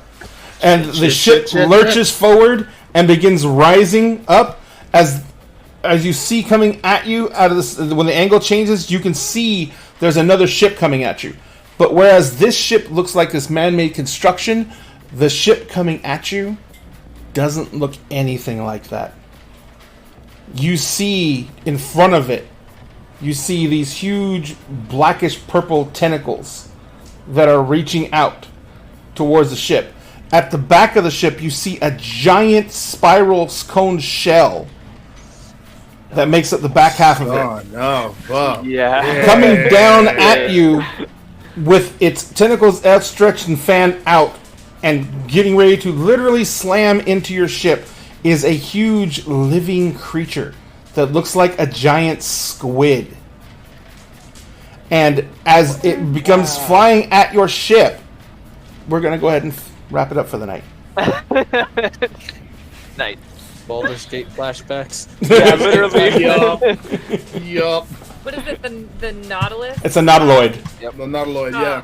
No, I'm like the real squid. Is it a Nautilus? Yes. Or a Yeah. octopus? It's Yeah. based off it, yeah. But Yeah. I'm less scared of that, and if out of character, if that, I'm afraid of what else is usually on it, and that's more scary. Yeah. That is 100 times worse. So, There's a few times where you see the dragons fly into the picture, and you're happy the dragons are there.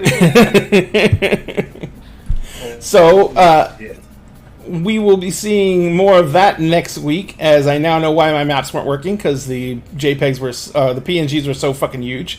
So I'll fix that for next time, and you guys will get to see, because I do have the Monotoloid map. And so all this is going to be depicted next week as we find out what happens and why a Nautiloid, one of the rarest things in the entire game, is actually being used as a weapon right now. It is a weapon, but they rarely ever bring them out because they're so rare. Yeah. Really, really, really, really hope That's what's on that nautiloid. Is not what I think is on that nautiloid. Well, we'll see. So, everybody, thank you so much for being here, and thank you so much for being a part of the show. To everyone who was here, remember, if you show up on to Saturday morning and we get a hype train started, we will give away the Knoll Dragon, because he's amazing and gorgeous, and I love him to death. And then if we complete a hype train, we will give away the Cathedral, which is as big as it looks. Those minis inside that, in the upper right-hand picture, those are the minis that are in the list of enemy minis and the hero minis. And so you can see just how freaking big this cathedral is. And it comes with everything you see, including the benches, the altar, everything. It comes in that big assembly thing, and you can take it apart, you can set it aside, and you can play with the inside of it, play on the outside of it, and it comes with the statues and everything you need. So we will be giving that away if we complete a hype train. Now, also always remember, every single game we also give away a mini of the game, and these minis this week, for this next month, are going to be selected from either these enemy minis, which are based on a pack of gnolls, or the 3 hero minis, which are all involved in that. This week we gave away Titania, but I am not going to limit this down. I'm not going to say we have to give away a different mini every single show. If people come back and vote for Titania a million times, then Titania will be given away a million times. But yeah, we'll be giving those away in the show, and always remember, every single day we get more followers, we get closer to giving away this set of D&D books. Which are the foil stamp books, so they're the limited edition book sets. They come with the GM screen, they come with the book sleeve, and they are amazing, they are gorgeous, and they will be yours when we hit 1,000 followers here on Twitch. Right now we are sitting at... So we got any more tonight? I don't remember. Nope, 730.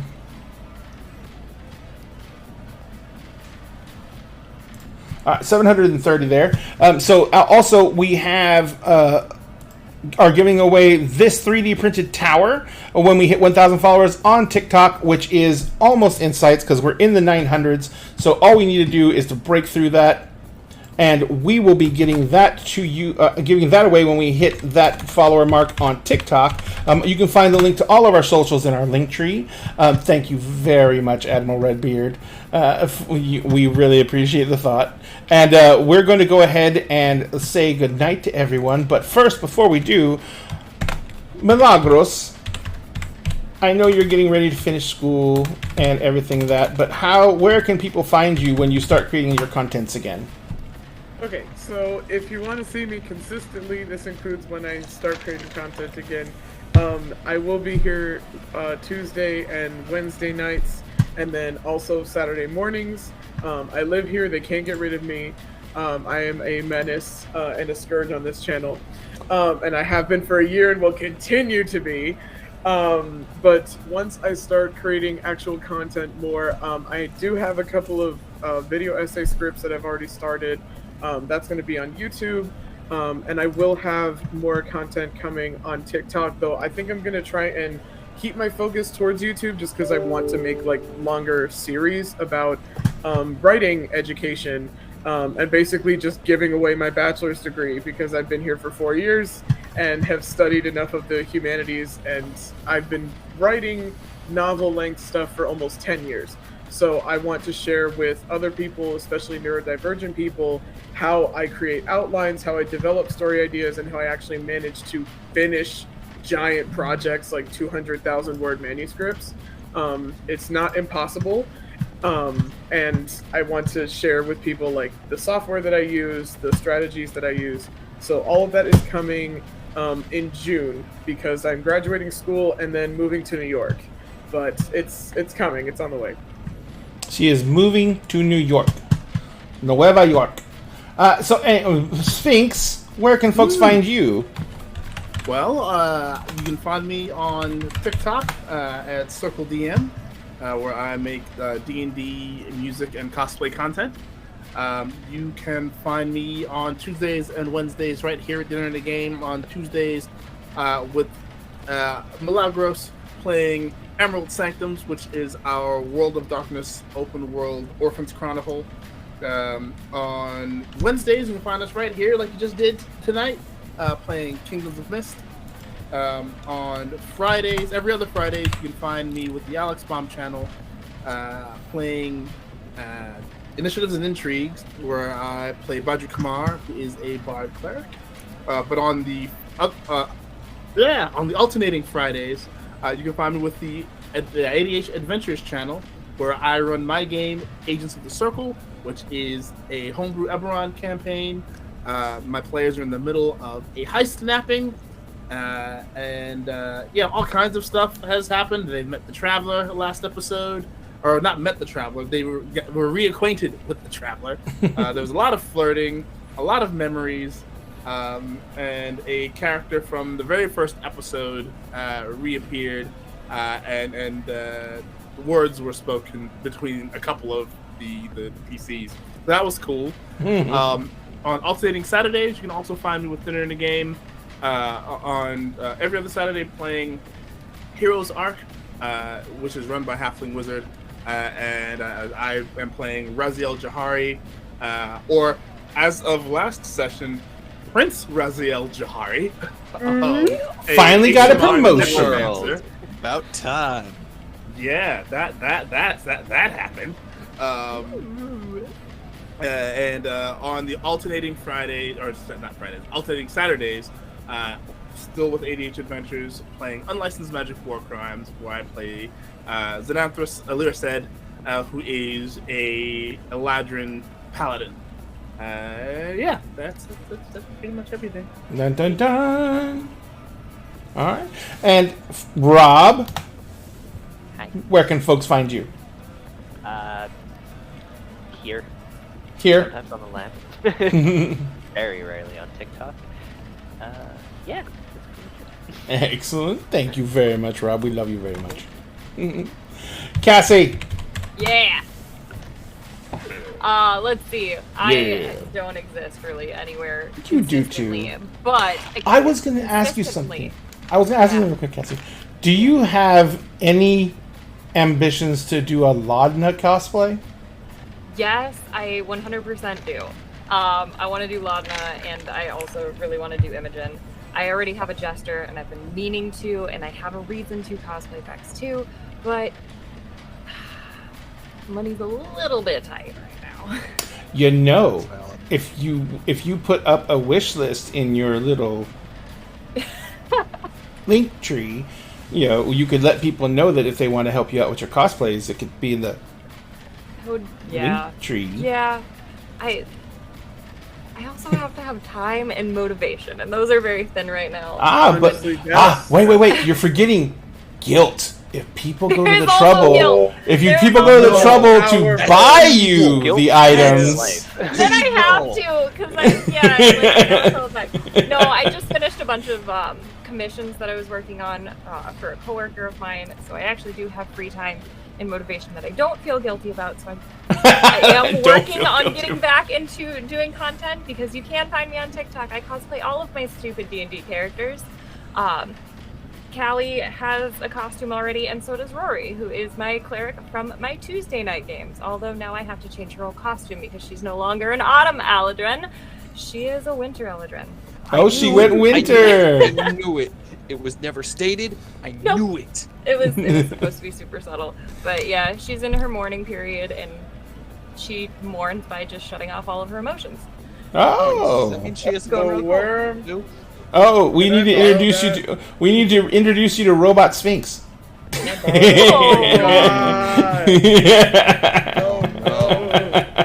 Emery's without the empathy. Emery's without empathy was great. No empathy, yeah.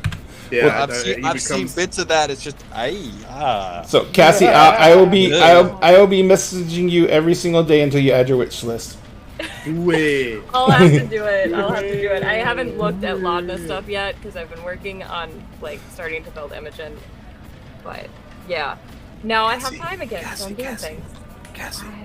What? I love it. There's one TikToker I saw that her cosplay of Imogen reminds me of one of my husband's cousins, and it's really scary because she's not weird, but she looks just like Laudna, and now it's stuck in my head. But yeah, no, I glad you picked up on that vibe because I was getting that vibe too. Callie is kind of like Lava. Yep. So that and It's alive. I was just like, I was looking at some of your cosplays and I was like, dude, she likes the dark characters. I wonder if she's thought of doing Laudna. Yeah, I love dark characters. I also love just like the precious wholesome beans. Oh yes, and with Laudna you get both. Yeah, just like Callie. just like Callie. Callie is a fucking treasure. Sam, where can people find you? All right, let's see. Well, Wednesdays you guys can find me here. Every other Thursday, including this Thursday, it just so happens to be, you guys can find me over on Turn to Page 394s, and that's page spelled Paige. As my beautiful wife DMs a Star Wars 5e homebrew. Previously, we started out in the Clone Wars era, and it is, I could be wrong if I've done my math correctly, tomorrow is either the start of or just before Order 66, and we have 2 Jedi in the party. So this is going to get very, very... How many clone interesting troopers? very quickly. Thankfully, none, but we have something possibly worse. The party is made up of 2 Jedi, a senator, and a member of the Republic Security Bureau. Oh no.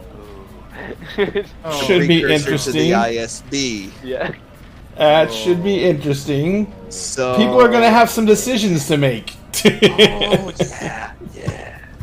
Excellent. Any place else? Unfortunately, over the weekends, there's not really much I'm doing other than home games or hanging out with friends. Tuesdays, you can find me along with Cassie over on ADH Adventures as we continue to both get our heartstrings plucked, absorb that energy, and then redirect it to share said trauma with everyone else and cause everyone else to cry too. Everybody cries. Great, it's cathartic. Everybody cries. But if you simply turned your emotions off, you would not have to deal with such things. Oh, fuck that. That's even more heartbreaking. Exactly. That's worse. That's And yet it fucking would worse. be very fascinating. When you have like the sweetest, like, I just want everybody to be happy and I love everybody and like hope blah, blah, blah, and to go to like, huh, that's interesting. Anyway. So, let's go ahead and raid somebody and show some love around here, shall we? Anyone got any particulars for who they want to raid? Shadow Legend. No, god damn it. I thought I got away from that. I thought I escaped. No. I did. Never escape. Yeah, the funny thing is, I haven't played World of Warcraft in like 2 years, but I still have an active account. Wow. Well, because my wife uses it Oh. to power level her That's own fair. characters. I have an aunt and uncle that literally met in World of Warcraft, and now they have a kid. Yay! So, Yeah, it's so cute. Love on the I love- internet. So, has anyone got any suggestions for who we're going to raid? I mean, ADH Adventures. I was they're- thinking yeah, about they're the that. only ones on This is my true. list, but And all the right. coach is also playing tabletop. Yes. Yeah. We will go ahead and rate ADH Adventures, though, because we need to show them some love, too, because we love them very much. So we're going to go rate ADH Adventures, ladies and gentlemen. Make sure that you let them know the Dinner and a Game sent you. Make sure, if you have not followed them, that you do so. They're an amazing group of creators that 3 of our people are from in the first place. And we all share our love around whenever we can. And the best way you can support us small creators is by giving us a follow and letting us know that you appreciate our work. Of course, we also appreciate the hell out of it when you subscribe to our content. And always remember, with Amazon Prime, you have a free sub to give that doesn't cost you a dime and will benefit us greatly. So if you want to do that, please do. Remember, hype trains involve bits, and bits also support the show. So we love when you participate in the hype trains if you can. But remember, if you can't do any of that, just say you love us and we will be happy. We're easy to please. In the meantime, we're going to go show someone else that we love them.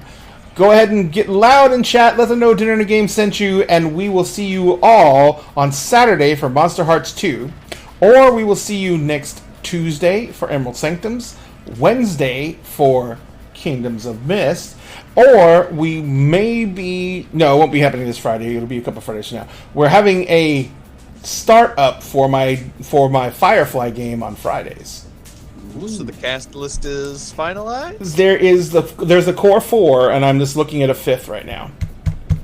I know one person I would definitely recommend, especially from...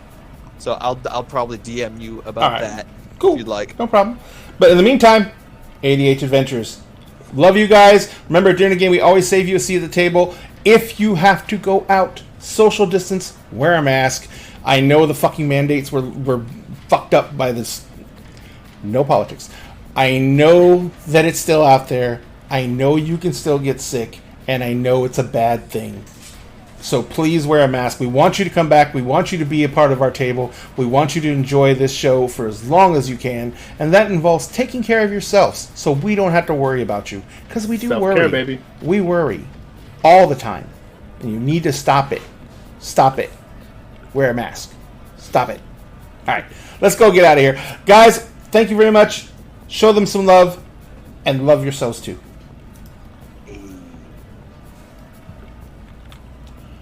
I hit the stupid raid button. No, I meant or hate. I hit it and it didn't start the counter, and now it just finished. There you go. We're raiding. Gotta hate it when that happens.